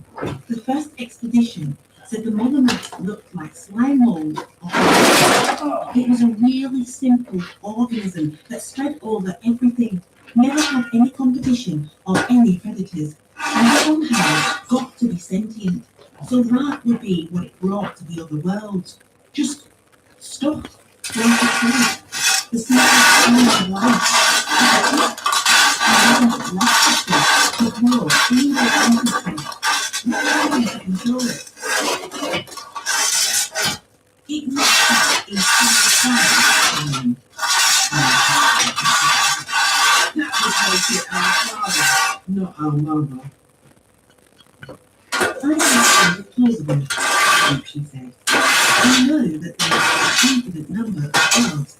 There cannot be a finite point of origin for an infinite being. Even if the Mother Mass were able to do what you say it has, and if it had traveled for millennia, it could not have seen all the worlds where organic life has evolved. That's how impossible to us. Even if it was just some of the worlds, Phil, has said. It still makes it much more likely that Mother Mass will say yes to us if we're all its children, or if it thinks we are, she shrugged. Anyway, maybe more hopeful, especially since it behaved differently the second time we went there. It was learning to talk to them. It wouldn't have done that if it didn't have something to say.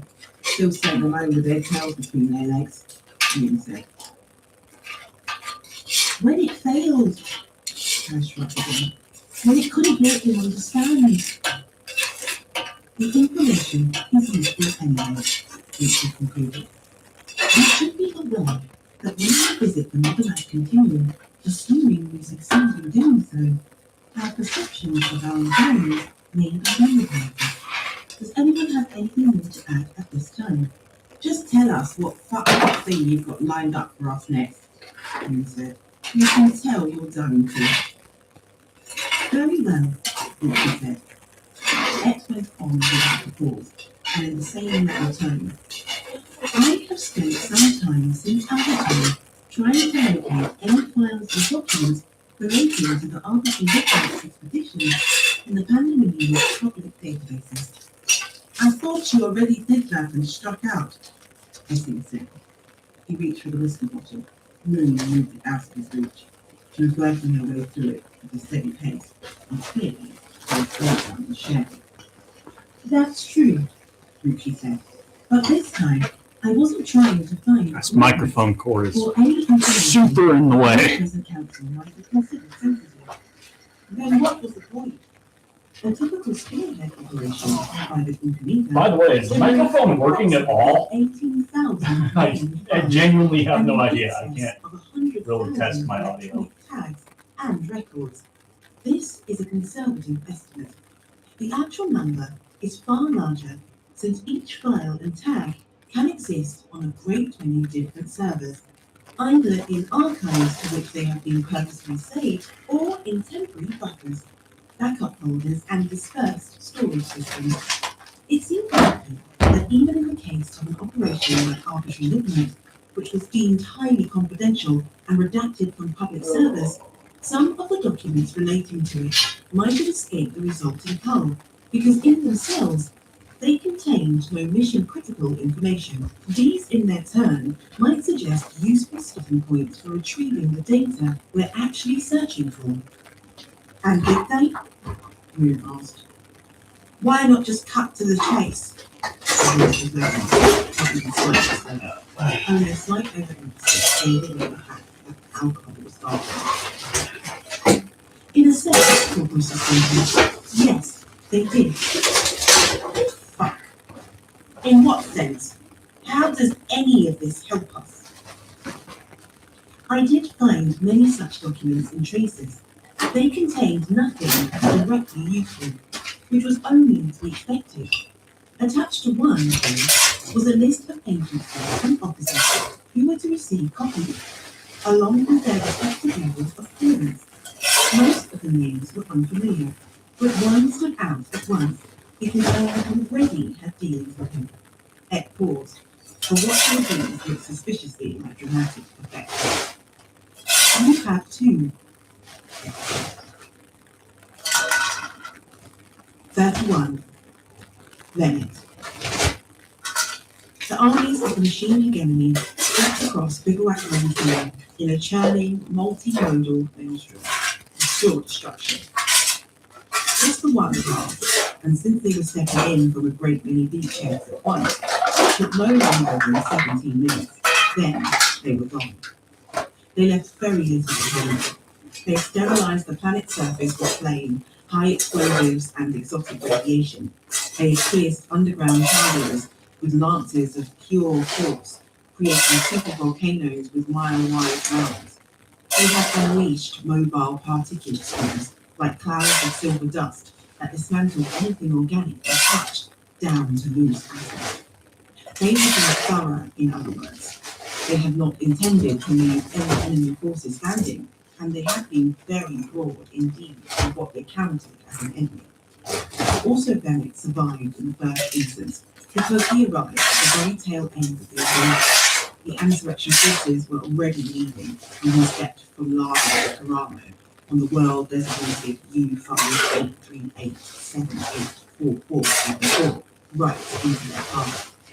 Their primary task was complete. With a success rate that was within spitting distance of 100%, they simply ignored Bennett. They broke over him like a wave, and then they faded like ghosts out of his full sight as their bounce back settled home to whatever machine world was there. For a day and a night, the watchmaker wandered stunned and petrified across the blasted plain. Everything was on fire, and everything stank of death. No, He leaned against the metal rail to steady himself. I thought we found one of the bullets. He slapped a bug or something like a bug that floated round his head, and a burst of electricity flung him jarringly to the ground. He clambered slowly to his feet and walked on. His body ached all over, and he was bleeding from 100 shallow wounds that he didn't believe the ceiling. There were others lingering too, gaunt and bloody spectres dressed in charred rags or tattered armor. Bennett veered away from them, and they saw him, afraid of anything that moved in that endless, deconstructed landscape. He came to a tree, and was about to fall, and moved forward like an animal, and some instinct made him fall. Lifting his head, he saw the ribbons and ropes of silver that were threaded along the water. And then, mercury. Something even worse. There was no way of knowing. He licked cracked lips, stood on shaky legs, and stumbled on. It was Bennett's misfortune that he headed west, following the incline of the ground downwards in the hope that there might be another watercourse somewhere at the bottom. To the north and east, cello evacuation teams found and pulled out several hundred survivors of the raid. They saw the signal from Bennett's array and would have gone to it, but they found their systems under attack by some of the insurrection's microscopic phage swarms and were forced to retreat. Rescue attempts were failed until some means was found of countering residual threats and guaranteeing the rescuer's safety.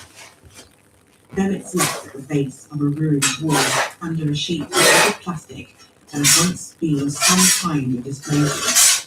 The sheet provided no warmth at all, but it gave him a little comfort not to be completely exposed. The next morning, he set off walking again, in no particular direction, hoping he might be rescued but not really believing it. On the second day, Bennett found a succulent cart, whose name he didn't know. It had been part baked, but the intact part still had some water in it. He crammed ragged chunks of it into his mouth and let them sit there, while a few drops of moisture trickled into his throat. When the worst of his thirst was slaked, he ate as much of the plant's flesh as he could stomach. More walking, step after stumbling step, but he only managed an hour or two before he sank down again, exhausted and despairing. There was no point in going on. Everywhere was the same. The fires were mostly going out by now, but the air was as thick as suet and tasted of hot iron. The second night, finding no better shelter, Bennett dug a shallow trench in the crumbly soil, lay down, and poured more earth and grit on top of himself. He slept in fits and starts, a few minutes at a time. Waking felt very little different. His nightmares of pain and cold and fear merging seamlessly with the actual experience of those things. He walked, he slept, he walked again. When he found water now, he drank it. Oh, No here. matter how foul Whoops. or toxic it was. The camera fell. Sorry. Lasted. I'll fix that. Just a moment. The realization grew on him by slow degrees that he was going to die here. Now that it was too late, he remembered the step plate that had brought him to Big 19. It might still be intact if he could somehow get his bearings and find his way back to it. But it was a needle in the planet's haystack, and he barely had the energy to move. Finally, he lay down and couldn't rise again. When he had been still and silent for a few minutes, something small and alive, not a rat, Jesus! but very like a rat, came and lay on the flesh of his forearm. For some reason, it didn't hurt. Perhaps the little animal was able to secrete an anesthetic of some kind from its bite. Kermit was also certain he'd heard of such a thing. It still wasn't a pleasant sight, though. He stirred himself to swat the thing away. It skittered back from weakly flopping hand and watched him from a few feet off, its keen incisors bared and its tiny red eyes unblinking, ready to return to its meal as soon as he lost consciousness again. "No!" Kermit croaked. "Get away! Wait until I'm dead!" The little animal flipped its tail and hissed at him. It crouched back on its haunches, ready to spring. Before it could, a heavy boot slammed down on it and squashed it flat with a barely audible crunch of pulverized bone. The boot was bright red, its glossy, self-cleaning surface reflecting Emmett's clearly-eyed, astonished face. He tilted his head back, slowly, because every movement cost him effort, to take in the monolithic bulk of the cello trooper, the tree trunk legs, the mountain summit torso, the fanged and brindled face. "Okay, he's here," Moon Sustenti called over her shoulder. "You owe me a 10-star, sinkhole. Didn't I tell you? This bastard is harder to kill than a fucking cockroach." 32. Moon. The sun went down early behind the buildings of Campus Cross, red and sullen under thick swathes of grey cloud, like a wound wet in dirty bandages. A drizzle of warm rain was falling, or at least something wet was precipitating out of the sky. Moon wasn't taking anything for granted. She had to admit that. I'll be right back. Good Go roll another cigarette. chuck her armor and kick back. The trek through Fenley had been as tense as hell, and the raid on Sarkham had come dangerously close to being a clusterfuck. But that little side trip to the refugee settlement, or whatever you wanted to call it, had been the icing on the rancid cake. Moon had watched the rabbit bonding with the Indogenes, and then Nkanika bonding with the rabbit, and she had felt more or less disgruntled with the whole enterprise. It wasn't that she felt left out, or that she had an appetite at all for getting warm and cuddly with these people. Quite the opposite. She had made a conscious decision to keep them all at a distance, and she was quick to throw up a barrier of surliness and hostility if anyone threatened to come too close. All she wanted was to get the job done, collect her pay, including most especially the hide of Medusa Vaxinides, and hit the road. But it was hard to be part of the unit, which was what she and the sinkhole and the rabbit and the little robot now effectively were, and feel no sense of belonging. Moon put it down to the God's damned feedback loops the cello had installed in her brain. The loops had rewarded her with dopamine when she thought and acted in sync with the rest of her squad, and now they were withholding the reward because she was keeping herself aloof. Instant downer. That the isolation and depression were chemically induced didn't make them any less wearing on the soul. If Moon had had any gabber on her, she might have popped some just to take the edge off that feeling.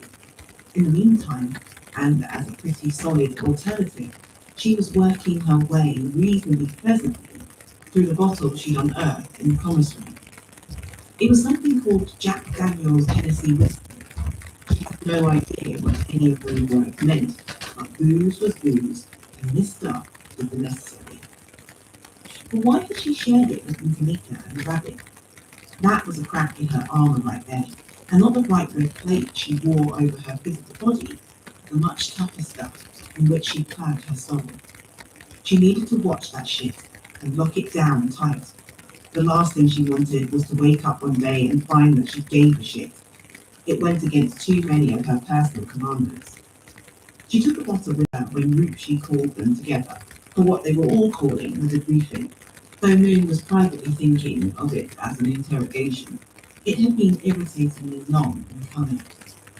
Emmett had been very weak when they brought him back from bivouac 19, seriously dehydrated, delirious with some kind of bacterial infection, and covered in half-healed wounds some of which were turned septic. Dulcie, the ex-Ansurrection spy turned comedic monkey sidekick, had agreed to nurse him back to health using the first aid package that apparently came standard with that particular shell, just as it had with Dulcie's previous one. Moon had left them to it at first, but had mounted a guard over the sick room, a repurposed store cupboard, when it became obvious that no other bastard had thought of doing it. Bennett had already weaseled out on her once, leaving her squad stranded in the unvisited, and she was damned if she was going to let him crawl away again. She was more than halfway hoping, as she walked across one of the overgrown piazzas towards the lab that had been Hadid's Tumblewells, that Bennett might choose to make himself difficult. It would be a pleasure to pound him back into being pliable again.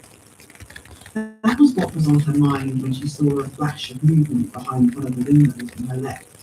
Moon never relaxed fully, even in her own billet, behind a locked door or a solid bulkhead.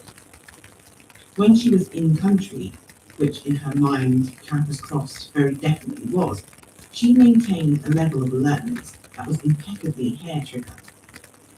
She didn't freeze or turn. She kept on going at the same pace and in the same direction until she was in the shadow of the nearest building. Once there, she moved quickly and quietly into a patch of denser foliage, crouching low, before she peered back towards where that fugitive flash had seemed to come from. The piazza was bordered on all four sides by squat, two-story buildings. Moon was pretty sure the movement had come from inside one of them. She selected enhanced optics and scanned the row of windows along the left-hand side. There was nothing showing up on her phones. When she took a peek into the EM part of the spectrum, the rooms over there were busy. Dark shapes were moving quickly and purposefully, and she knew exactly what they were just by looking at the energy signature. She zoomed in for a closer look, enhancing dark vision at the same time. The cello suits were like the robots on an assembly line, eerie silent as they blurred. Some of them were working on each other. As far as Moon could tell, they were swapping out damaged components and welding stop-back flaws into damaged armor plates for their signals moved. And they were working in the dark because they didn't need light to see. Functionally, they were all limbs of the same huge cybernetic organism, a root shield, which was as creepy as hell to look at, but not necessarily sinister in any of the ways. Some of them seemed to have other words for it. They were assembling something, or maybe repairing it. Hell, they could even have been dismantling it. All Moon had to go on was this shadow puppet show. At any rate, they were bustling around something with a rectangular boxy outline that stood about as high as the middle of their chests. She had to take a look, just for her own self-respect. She moved in closer, feeling her way and making no noise at all, until she was standing right outside the nearest window. There was still very little light to see by, and for a long time the black box the suits were paying so much attention to wouldn't come clear. Then she realized why. It was because it really was a black box. Its surface entirely covered in the same unreflective solar panels as the cube. The building that housed Room Shield. In fact, it looked more or less identical to the cube, but scaled down by a factor of about 20. What the hell was this about? Was the big AI making baby now? Or building itself over holiday chalet? Did Ek need a bit more brain to think with? Whatever was going on here, it wasn't something Ruchi had mentioned at the briefing, so either Ek didn't think they needed to know about it, or else it was an idea whose time hadn't come yet. Maybe another Hale, whatever her name was. In the absence of any information at all, there didn't seem much point in speculating. It stayed with her though. Moon went on to the debriefing with a head full of messed up images, and her attention wandered more than the rest. At least, it did until Bennett said the word, read out. After that, she was all ears. 33. Dulcie. I don't have any idea what you're talking about. Also Bennett said, tone was plaintive, coming close to the one. This was the first day he'd been able to walk unaided after recovering from his privations in April 19. Understandably, they hadn't asked him to walk far, just the 20 meters or so from the converted store cupboard where Dulcie had set up her makeshift infirmary, to the main lab space where the bees and Ruby presided. He cut a pretty woeful figure, incongruously dressed in a grey sweatshirt and pink denim trousers, looted like prized objects from a locker elsewhere on the canvas. The trousers had a strip of red leather sewn down the outside of each leg, in homage to some long-dead fashion trend. They could not have been more of their hands-off manner and moving gait. There were sores on his face that had scabbed over, the skin was even raw and grey. One of his eyes was red too, as startled with that, because it made the pale pupil almost invisible. He suffered from a periodic tremor that might have been either a stress artifact or a side effect of the systemic antibiotics and anti-inflammatories that Dulcie pumped into him also. If it was the latter, Dulcie was prepared to be philosophical about it. Though it was only the second patient that had been required to treat using its on-board first aid kit. The first was hard, and that had been a much more straightforward proposition. The kit had been designed for rather more cases, where all medications and treatments worked in power straight out the box. One kit, however, was a genetic. This made him something of a rarity among the handling sentient races. In most realities, gymnos, hedgehogs, and lemurs have been spectacularly unsuccessful in breaking out of their niche as small ball scavengers, living primarily on bugs and large animals left. It has been hard to obtain full molecular blueprints for medicines that will treat their infections, and Dulcie had been going mostly in his way when X rebuilt his poultry business. He might still fail, but hopefully he was living long enough to taste what they needed. He had a very receptive audience, and an obvious influence. The Diggin was still in a six-cell box into which her consciousness had been decanted when she died. But Ruchi was no longer manifested by an antiquated laptop. X didn't really need to do that anymore, now that X had taken up residence in an entire platoon's worth of cello armor. Only one of the armored suits was present in the lab, perhaps as a concession to organic sensibilities, because Kaz, Essin, and Moon Sustenti were all there too. They had waited out the day and a half of Beric's convalescence with scant patience. If they had been left up to Moon, Dulcie knew, she would have started questioning them as soon as she could talk. Her questioning would have been hands-on and energetic. As it was, had these led the interrogation, this had been Ruchi's suggestion, facing a very strong taboo across the Tanzanian world to get a digital sampling of organic consciousness. It was likely Ruchi had argued that the Watchmaster would find it harder to maintain emotional equilibrium when questioned by a data entity constructed in the sample itself. Moon's observation that a few broken fingers and incised wounds might achieve the same effect had been tactfully ignored. So far, their strategy had yielded very little in the way of tangible results. Bennett gave the same response to every question, with minor variations in phrasing. He didn't know, he couldn't remember, he wasn't sure.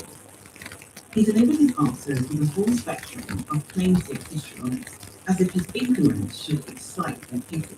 His eyes welled up with unshed tears, his voice throbbed with pain and regret. Other things would also happen as he spoke, invisible to the organic cells in the room, but transparent to Dulcie because X was still plugged into Bennett's physical matrix through the first aid kit's interface. X was fully aware of the changes in his heart rate and respiratory functions, the sudden increase in his blood pressure and sleep and activity. X knew too what these involuntary signals were likely to mean.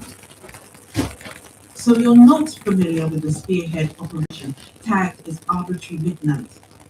Aziz asked Bennett, going over the same ground via an only marginally different track. I've never even heard of it. Bennett said, turning reproachful eyes on each of them in clockwise order. Or if I have, I don't remember anymore. Those spearhead code names were intentionally opaque. There's no way of telling any of them from the rest. Please, I'm still very tired and in a lot of pain. Could we do this another time when my thoughts are more collected? This mission was handled differently for these persistence, and the differences ought to be enough to make it stand out in your mind. The exploratory team was sworn to secrecy, and the operational files were redacted. The coordinates of the target reality are confidential, restricted to the members of the Omnipresent Council and the Cello High Command. Group Shield has searched every database it could access and found nothing. There are any number of reasons why that might have been done. It was in the nature of the work. Spearhead was always running across advanced civilizations that might present a threat to the Pandominions' integrity. This wasn't an advanced civilization, Watchmaster. It wasn't a civilization at all. Very sharp. Then why are you asking me about it? It sounds as though the expedition was a complete failure. It was, I disagree, but not because there was nothing there to find. They found the mother map. Bennett's expression didn't change, but there was another spike in his heart rate. Ah, it was that one. You should have said. In that case, I have heard of it, obviously, but only to the same extent as any outsider. It never fell under my remit. Was lying? Dawson said to me and grimaced and looked around before locking eyes with Dawson. Is that you, monkey nuts? She shook back. Yes, Bennett's lying. Of course it is. His mouth is moving. Why are you telling me? And how in the hell are you coming up on my comms without a handshake? I'm using a cello override built into your array. It was put there as part of your standard combat ordnance. And I'm talking to you because you were the only one who suggested violence earlier. I was voted down. I know that, but Bennett doesn't. Judging by his physiological readouts, he's very ill at ease, frightened. He's still hoping to go home to Pandominion someday and get his old rank back. But if he collaborates with us, crossing a line, the first time he's questioned on the coil, the Pandominion authorities will know he gave away official secrets. They're not known to be forgiving. So that's probably why he's stonewalling us. He's got a lot to lose here. I was thinking a little improvised theatre might make him more compliant. Moon's nose twitched. Yeah, it might at that. Okay, let's give it a whirl. Not wasting any time, she stepped forward and grabbed them by the back of the neck. Her claws were half extended and he yelped as they broke his skin. Moon, what are you? She won't hurt him. Auntie told him quickly, copying them all in. But we need the truth, and he's not giving it to us. You rolled out torture, Alright. which was a sensible decision since it never produces reliable results. It's also just a very bad and wrong thing to do. Pat pointed out. Well, yes, that too. So, this is a sort of workaround that might achieve the same result.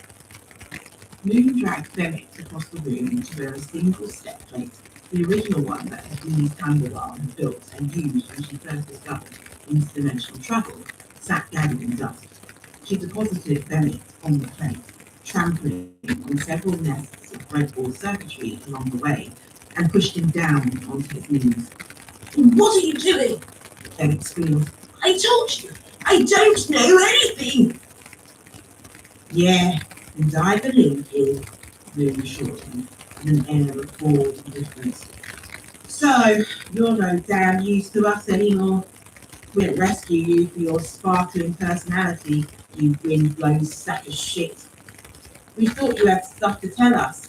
Since you don't, well, it was a waste of time fishing you out. and it's way past time to throw you back. You've got the coordinates, right? This last, she called out in room at large. World E94783. Oh, God, stop. Stop with the accent. Oh, it's so bad. Channel designation, Bivouac 19. X touched a pause at X's forehead, as though X was triggering some internal system.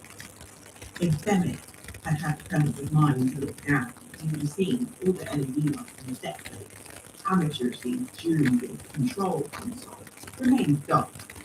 Unlike the dozens of plates ranged in rows in the adjacent room, this simple prototype was not connected to a council, but the extreme nature of the threat drove everything else out of his mind. Arbitrary midnight! He shrieked, scrambling backwards off the plate. I remember! I can help you! Really red down. Wow, she said with no enthusiasm at all. At the 11th hour. That's so convenient. Thing is though, we know you'll stay or do anything it takes to keep your health intact. Just like when you stepped out and left me and my squad in that sinkhole world with our asses in a sling. So if I were you, I'd do my best to make this convincing. Then it babbled it out, trying not to make eye contact with me as he spoke.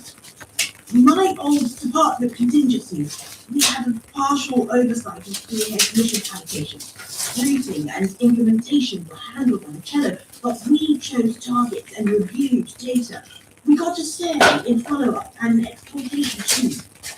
So we had access to mission logs, in-array recordings, ancillary documentation, everything matters. Does that mean, these asked, that you can tell us the coordinates of the Mother Mass continuum? Bennett threw a wild glance in Moon's direction. He met a steady and happy stare. Watchmaster, Dean pointed. Bennett shook his head. No, I can't do that. Moon slapped her fingers and instinctively flinched. Listen to me. Arbitrary midnight was before my time. I didn't have any reason to go into those files. And if I had, I would have done it under level 5 security. As soon as I was finished, I would have had to verify that I deleted the data from my array. So, what I'm hearing, Moon said, is that you're still no damn use to us. She made to dump Bennett back on the spectrum again. I am! He shrieked.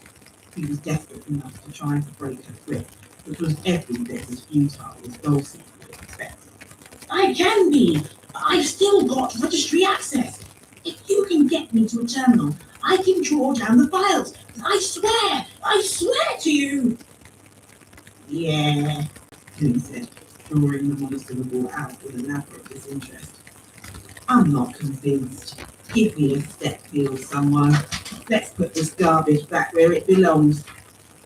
It was an impressive performance, but she had overcome. Bennett slumped forward and hung limp in her grasp. He had fainted. Estienne stepped in to carry him back to his chair while the discussion just happened on the soft-open channel. The consensus was that it had been a worthwhile approach, but that Moon should keep her claws sheathed for the remainder of the session, and that in further effect, remained consistent. Hasbin brought her up and purified reservoir. She handed it to Bennett and came around, and they waited for him to finish. You were seeing, Watchmaster, Hadid prompted him, when his energy was large, that if you accessed the Mother Mass files, you would have had to delete them from your array afterwards and verify that you've done so. What form would that verification have taken? A coil scan, Bennett said. Obviously. He had woken up sullen and trembling. His gaze kept pushing across the room, who he regarded with roughly equal amounts of spirit and resentment. Was such a high level of security normal? Bennett laughed, We're talking about the Mother Mass. Nothing about those missions came close to anyone that the mission was normal. The High Command realized as soon as the first expedition came home that they'd stumbled across a serious threat to the Pandemonium's existence. They would have eradicated the Mother Mass if they could. And as you probably know, they tried. They sent ships with planet-buster munitions with high explosive loads capable of cracking open clouds and mantle and inhibitory of chemical disposal to make sure the biosphere never recovered. None of those ships or the crews or any of the remote units sent to Mexico were ever seen again. The Mother Mass is able to read minds. If you went in there with bad intentions, you didn't come back. We were aware of this. And yet you're planning to go there. If you're anything like it, the benefit of being all the places, as you said, at least where places were available. And what you read there, you can find suspicion. Chad and Shasta, here we are. You're all fools. And soon you'll be dead fools. But our intentions are different, Hadith said. We don't mean the Mother Mass any harm. On the contrary, we're hoping to enlist its help in ending the Anti-Rection War. Ah, I see. There was a sneering tone in Bennett's voice. He was rallying a little now that the immediate threat of eviction had been removed, perhaps trying to make up for his early show of abject terror. And you're sure, are you, that the Mother Mass will share your definition of harm? That there's no possibility of misunderstanding? That you'll have time to speak your piece, and the entity that swatted Cello's battleships out of the sky will give you a courteous answer? I'd love to have your optimism. We're not sure of any of those things. It wasn't Hadith who said this. It was Pat. Her voice edged with impatience and cold dislike. She clearly hadn't forgotten, any more than Dulce had, that Bennett had sent a cello pacific squad to capture the two of them, had wanted to use them as a bargaining chip in regaining his lost status. But we have to try. Otherwise, there will be extinction events in all the worlds of the Pandemonium and the Machine Empire. Trillions of cells will die. So you see. So I say, Lucy commenced, I have made extensive calculations based on a sampling of many thousands of realities where similar events had ever been played out. And could I see those calculations? Run the numbers myself? Bennett was still trying to scornfully respond. You may see them, yes, but it's unlikely you will be able to understand them. The math is abstruse. It comes down to trust then. I prefer to trust that the Pandemonium would have enough ingenuity and foresight to avoid any courses of action that might lead to its own destruction. And if I told you that this catastrophe had played out before on countless worlds, that had reached at least as high a level of technological sophistication as your own, then it's right. Though his face was drawn. Well, unless I decided to take your unsupported word for it, that would be meaningless, wouldn't it? He climbed his feet, twisting moon a wary glance. Now, was there anything else you wanted to know, or would you prefer to threaten and brutalize me some more? Clearly, I have no say in the matter either way. You told us that you'd never accessed the files relating to the Mother Mass.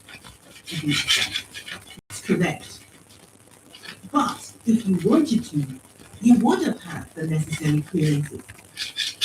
Yes.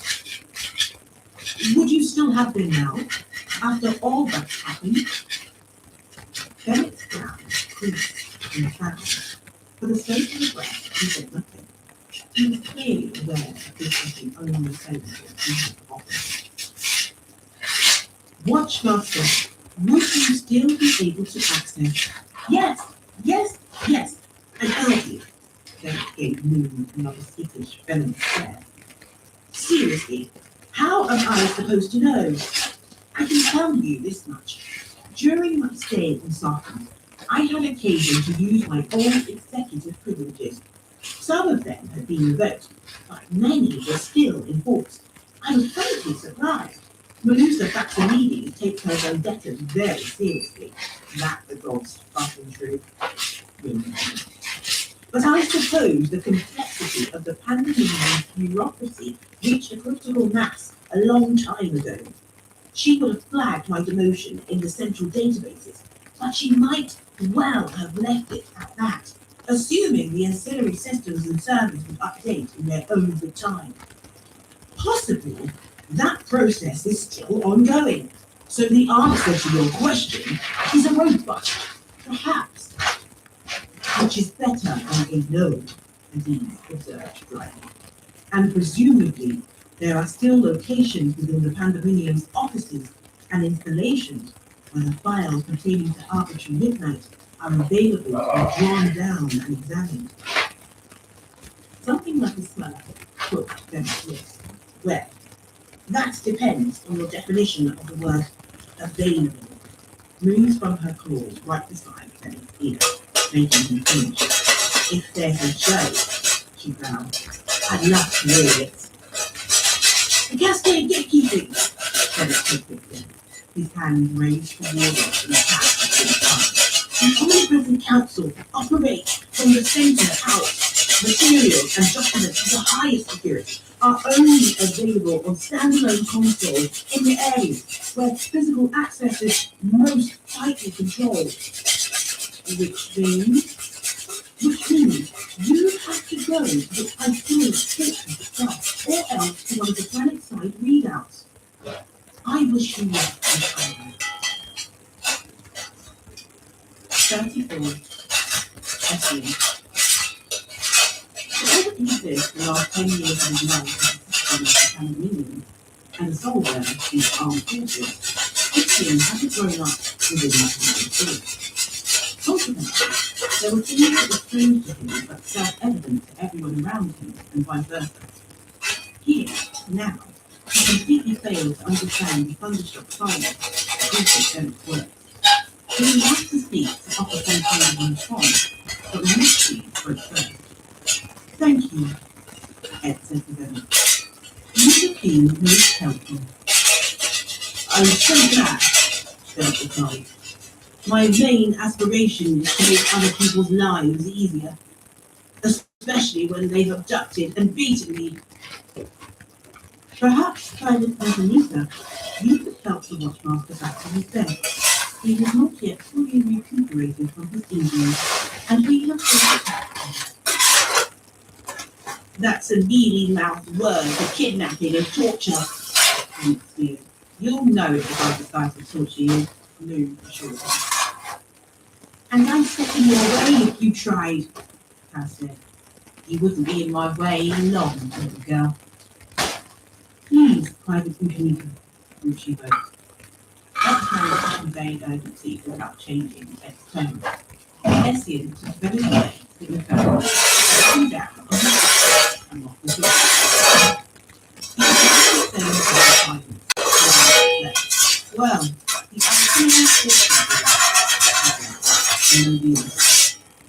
that's where the registry is, right? I've never faced an airline continuing from more than 2 seconds.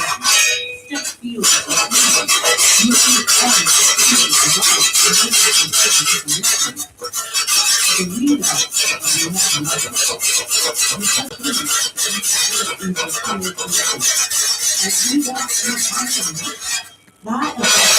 or 7 orders of magnitude, Dawson told him. The construct was sitting on the workbench, unsurprisingly right next to Taz, with Et's feet dangling over the edge. But he supposed that was probably meant to hurt. Et was even more of a stranger to the pandemonium than Etienne, and therefore the last self he was expecting to reply. He turned to stare at him. How do you know anything about it? She demanded. Dulce's immobile ceramic face regarded him uneasily. I was a spy in case you were done. And my civilization is at war with yours. I know because I went to considerable effort to find out. Dulce flung an image into his ray, a schematic diagram of one of the readouts. Esme studied the diagram for a few seconds, then for a while longer. At first glance, the readout seemed to have a rotated shape and a lattice that had blurred itself to the surface of the frequent field. But the structural fixed position and colossal size made it the pattern in a heavy document than any lattice that was ever built. Panels bristled on the surface, arranged in three-dimensional puzzles, so that every line of the color was covered. Beyond the water jumps, there was an anti-penumbra giving technical. Some designs fire airships in certain times of minutes, others propagated copper or magnetic fields, or short planes capable of fighting incoming ships into geometrically precise segments. Okay, I get it. The readouts are armed to the teeth. But can't you do what you did on Sarkham? Make most of the distance on another world, then step in at the last moment. We've got an army now. Those empty suits can take a lot of damage. Isn't it worth a try? No, it isn't. All the interior spaces in the readout are defended too. There are gun turrets at every end, commanding 350 degree views. Emergency bulkheads set to isolate any area where there's a breach. An on-site rapid response team of about 1,000 shells max, not to mention semi-autonomous strike units packing airburst armaments.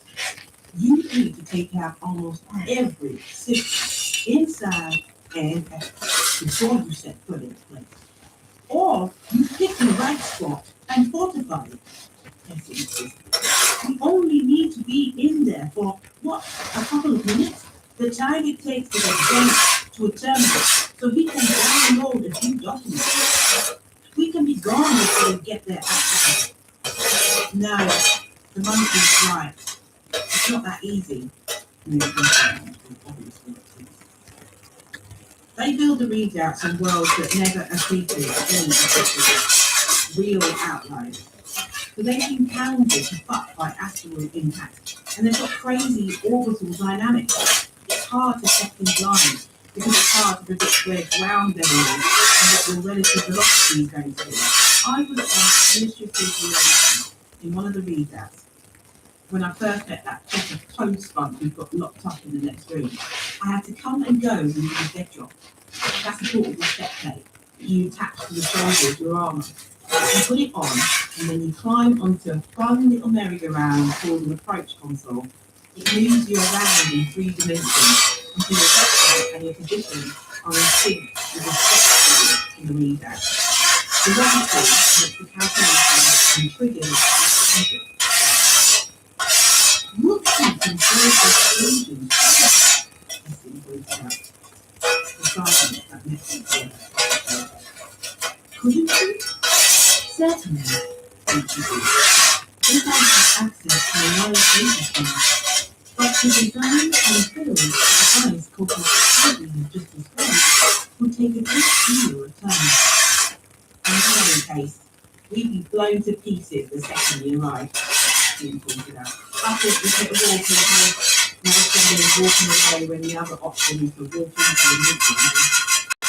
the room goes silent. Entering the basement and reaching the table and button position instead.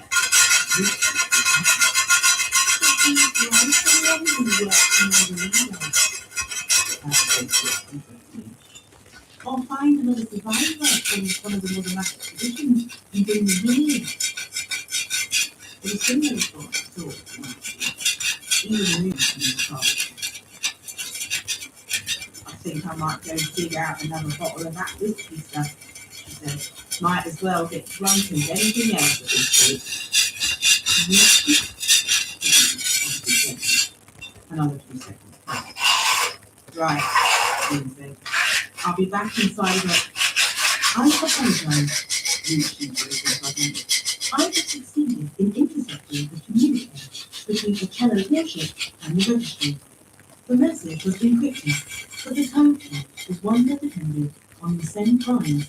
And I was able to brute force a solution. The bulk of the message is a piece of camera footage the ship recorded in the Pandemonium system, a TAR. I believe you need to see it. All of you, including what's not again. I'm sorry, Private Engineer, but if you'd be so kind as to fetch him back, I'd be grateful. And then I would ask you to direct your attention to the laptop. 35. All of them.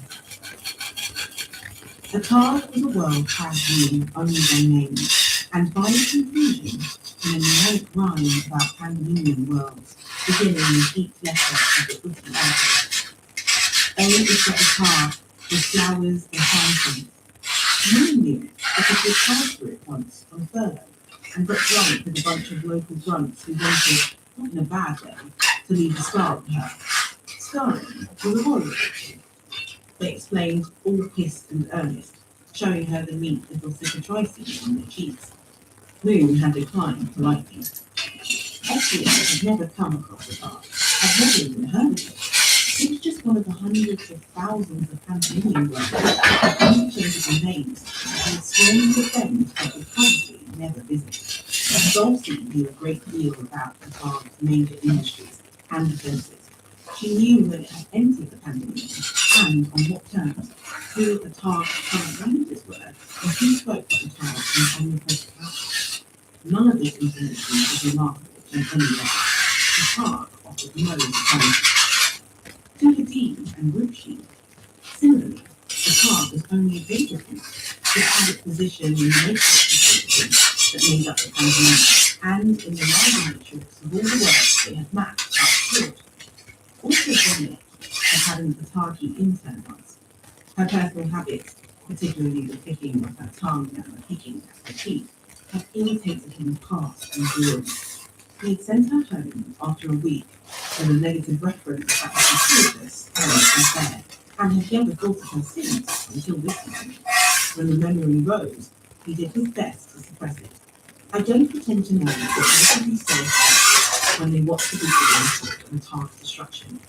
For some of them, horror was an inferior state that played itself out in certain details of facial expression and in the interplay of all responses. In the case of others, it remained wholly internal. I can and will speak to the fact because I know her as well as I know myself. She wasn't sure at first what she was looking at. Ruchi had made no attempt to warn them of Cole's calculation of the task. For this reason, that the shock might galvanize them out of their banana state and rouse them to fresh effort. The ticket was clear, but it was taken as an advantage of a remote and very high visit. What it showed was a world like any other, had the familiar outlines of the continent, and as anyone might have done, located a place that corresponded to her dream city. It was on the night side, so it showed as a little constellation of lights close to the barely visible shadow of coastline. There was a city there on the far field then. That was not surprising. Cities grew where resources were richest, and those places often didn't differ all that much from world to world.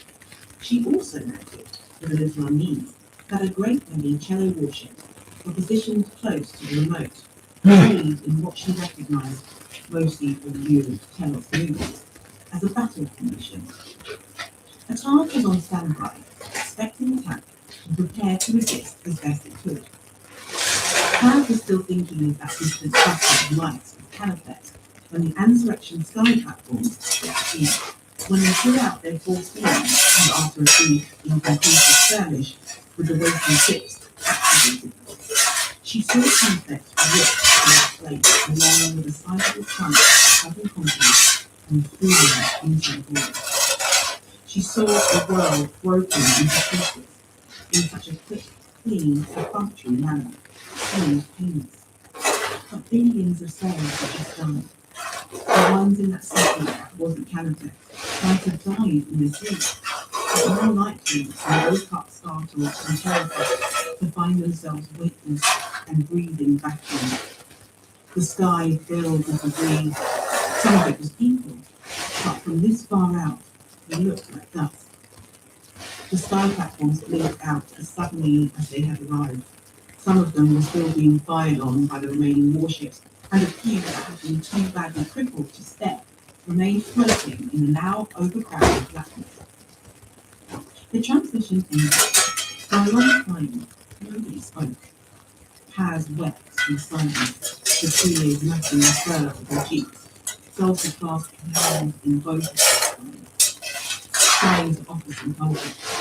But what comfort was there? The first to speak was Luna. Her mouth was fixed and snarled, and her claws out. Bastards! She growled. Fucking murdering bastards! Also very exalted, and a moment later, there's nothing left! Just nothing! His mouth stayed open as if more words were coming out, but it stalled somewhere on the brain. What can we do? Essie asked, sounding low. He didn't seem to be addressing anyone in particular, and perhaps she didn't expect an answer. Moon answered anything. We can go to the fucking readout and get the fucking coordinates. Someone's got to stop this, you moron. Otherwise, it will happen again. It's unlikely that this was the first such instance, Richie said, an incongruous calm. You will have seen that defense forces are in place. This attack was expected. The most logical reason for this is that it was threatened. They were forewarned. Paz nodded. She couldn't speak. Her mind and her heart were too full of too many things.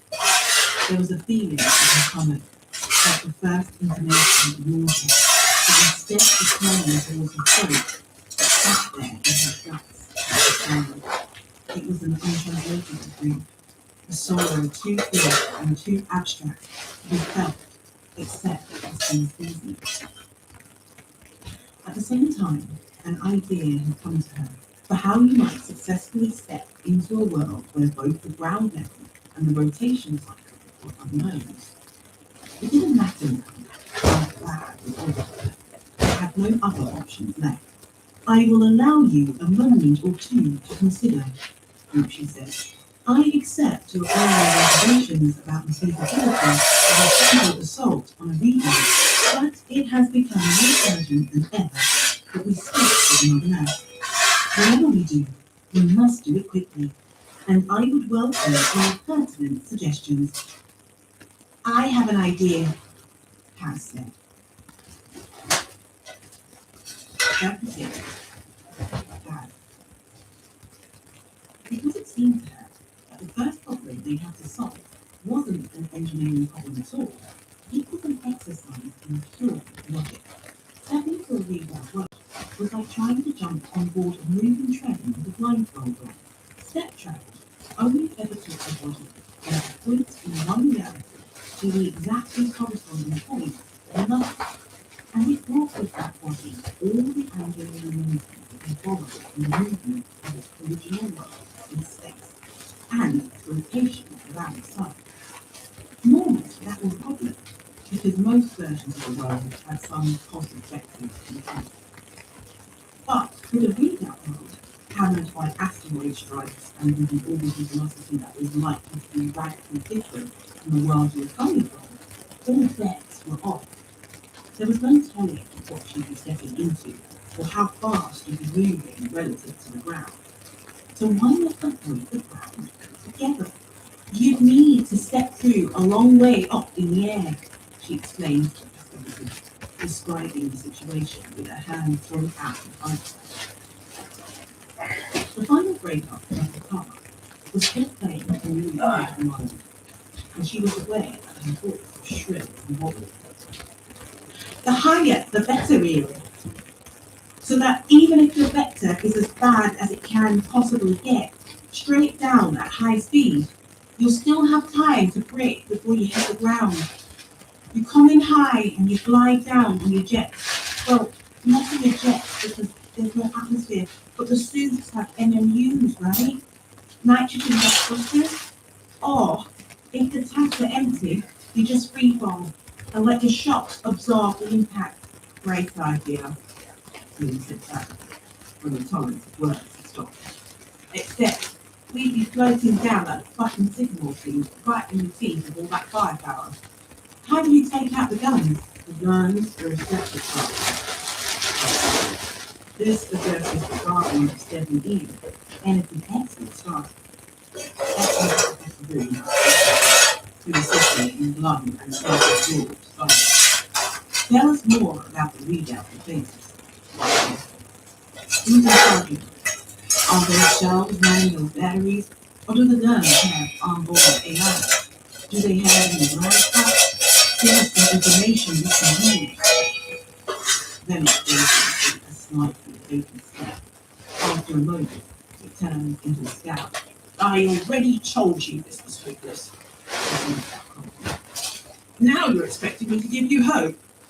There are cello bombardiers on the gun stations. There used to be semi-autonomous units too, as you said before. But given the nature of the current conflict, they've been mothballed. Intelligent machines, apart from the registry itself, are currently very much out of fashion. You want more? Not only are there no blind spots, the gun batteries have 300% overlap. The gunnery teams are drawn from cello artillery regiments with exemplary combat records. Veterans, every one of them. They carry a different set of enhancements from these two here. Their internal arrays interface directly with the satellite networks to provide a perfect telemetry. In an attack scenario, their systems flood with drugs that speed up their reaction time by a factor of 3. And they won't desert their posts under any conceivable circumstances. Taz's enthusiasm paused.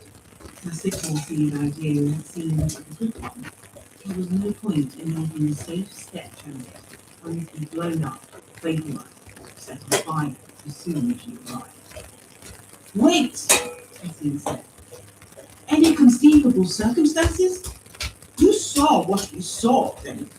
There are things that are conceivable now that weren't yesterday or the day before. What if the whole world was about to be destroyed like a tart was? Then it stared at him as if he was dangerously insane. If the readout was in imminent danger of being overwhelmed by a natural disaster or an enemy attack, the base commander would order an evacuation force. But what of it?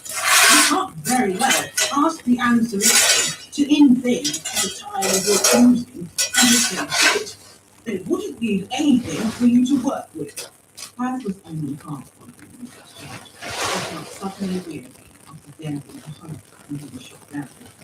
It felt as though they were all just going through the motions now, closing loopholes one by one until they vetted the situation. But Edson pursued his questioning, more animated than ever. An evacuation? He repeated. How would that be done? Ships? Step plates? Neither. Moon already told you how personnel come and go from the readout. They wear dead drop harnesses with step plates built in. If the base were really facing an existential threat, the commander would trigger the death drops. But this is all entirely theoretical. To my knowledge, it's not a thing that has ever happened. Tessie pointed at the laptop monitor. What we just saw, that's another thing that's never happened. In case you didn't notice, the rules just changed. Whatever kind of weapon the machines were using there, all the guns in the world wouldn't stop it. Vivek looked at him. Yes, he pointed out. But you don't have such a weapon. And it would take you years to build one. You don't even know how it works. And neither does anybody else. That's something you can use. Unexpectedly, Moon laughed. You're a sly bastard when you get going, Sinkhole, he said. You're not talking about building a world here, are you? No. You're talking about taking one. Exactly. Ruchi, what's the biggest bang we can make? That is hard to quantify without further information, the agent said. Can you make the ground shake like a dog with fleas? Like the whole world is about to tear itself apart? In a single locality, Private Rubiega. With sufficient preparation, I believe that would be possible. Okay, then you've got some moving parts that might come together into a plan. Essie's excitement roused Alice out of her despair. But now she was both confused and alarmed. If we blow up the redoubt store, she said, we won't be able to integrate its database afterwards. It will kill a lot of people. Not what I thought in mind, Essie assured her. Like Moon said, this is all about faking what we can't make. Forcing an evacuation by making them think the world's coming apart. An impression I will attempt to create with a minimum loss of life. And she broke in. Having mentioned Moon's name, Essie turned to the captain with a wary deference. Are you along for this move? What you said earlier about walking away, that was before those robot bastards made it turn. Moon said, with a grin so savage it looked almost deranged. It's all for the greater good anyway. So if we die, we get a free pass to heaven. Let's do it. 37. Vaccinities. Teresa Vaccinities was now very much victim of her own success, something she found both satisfying and appalling. On the one hand, the Omnipresent Council had granted her virtually limitless access to manufacturing resources and expert personnel. She had assembled a team of brilliant minds, or at least the minds that informed opinions said to She didn't pretend to have any great insight into scientific intellect, but strictly academics gave their praise grudgingly. So if you followed the grants and the garlands, you could generally be sure of what you get. Vaccinides was content that she now had the best that the Omnipresent Council gave her brute force to buy. She was less happy about the terms on which she was now proceeding, which felt like a tightrope strung between two mountain peaks with a storm coming. She was simultaneously in full production on the hardware for the suppression devices and in first stage beta testing on their actual performance. Yes, the suppression waves worked, just as tits did it work, but the precise timing of the delivery was a work in progress. A suppression bomb could only trigger after they'd been stepped into the space. Otherwise, you could propagate at a rate of several thousand miles per second, wiping the minds of anyone in the wide radius. But too long a delay would give the machines a window in which to deactivate or shield themselves from its effects. They would know, after the first few deployments, that hard vacuum was a shield because their units in orbit would not be affected. What they might be able to do with that knowledge was troubling. So the task at hand was the development of a very short fuse, a trigger that would detonate a suppression bomb within a small number of microseconds after stepping. That would in fact be triggered by the step field as it reached full operational capacity. So the bomb arrived at its destination and ready to lift straight to payload. And the entire Cello High Command was looking over Vaccini's shoulder while she looked over the shoulders of the scientists who were doing the actual work. Due to the level of pressure beyond anything she had experienced before, even further exacerbated by the fact that the Pan-Canadian world were now being destroyed on an hourly basis. Every delay was a higher debt and escalating attrition of the Pan-Canadian power base and authority. If she succeeded, she could probably claim a seat in the council. If she failed, that same body would crucify her, and so what was left of her career was stopped. Vaccinides wasn't so completely self-absorbed as that summary suggests. She knew that actual lives in numbers too great to comprehend hinged on the outcome of what she was doing. That knowledge was painful and debilitating. Hence, she retreated into her usual venal selfishness as a form of self-defense. It was easier to fret about career opportunities than about impending genocide.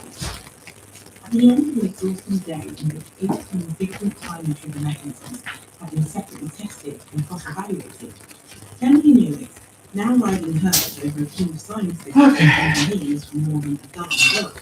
That's enough for one night. The request that they seek in private. Just submit a report, that's what he said. She was on her way to a meeting of one of the main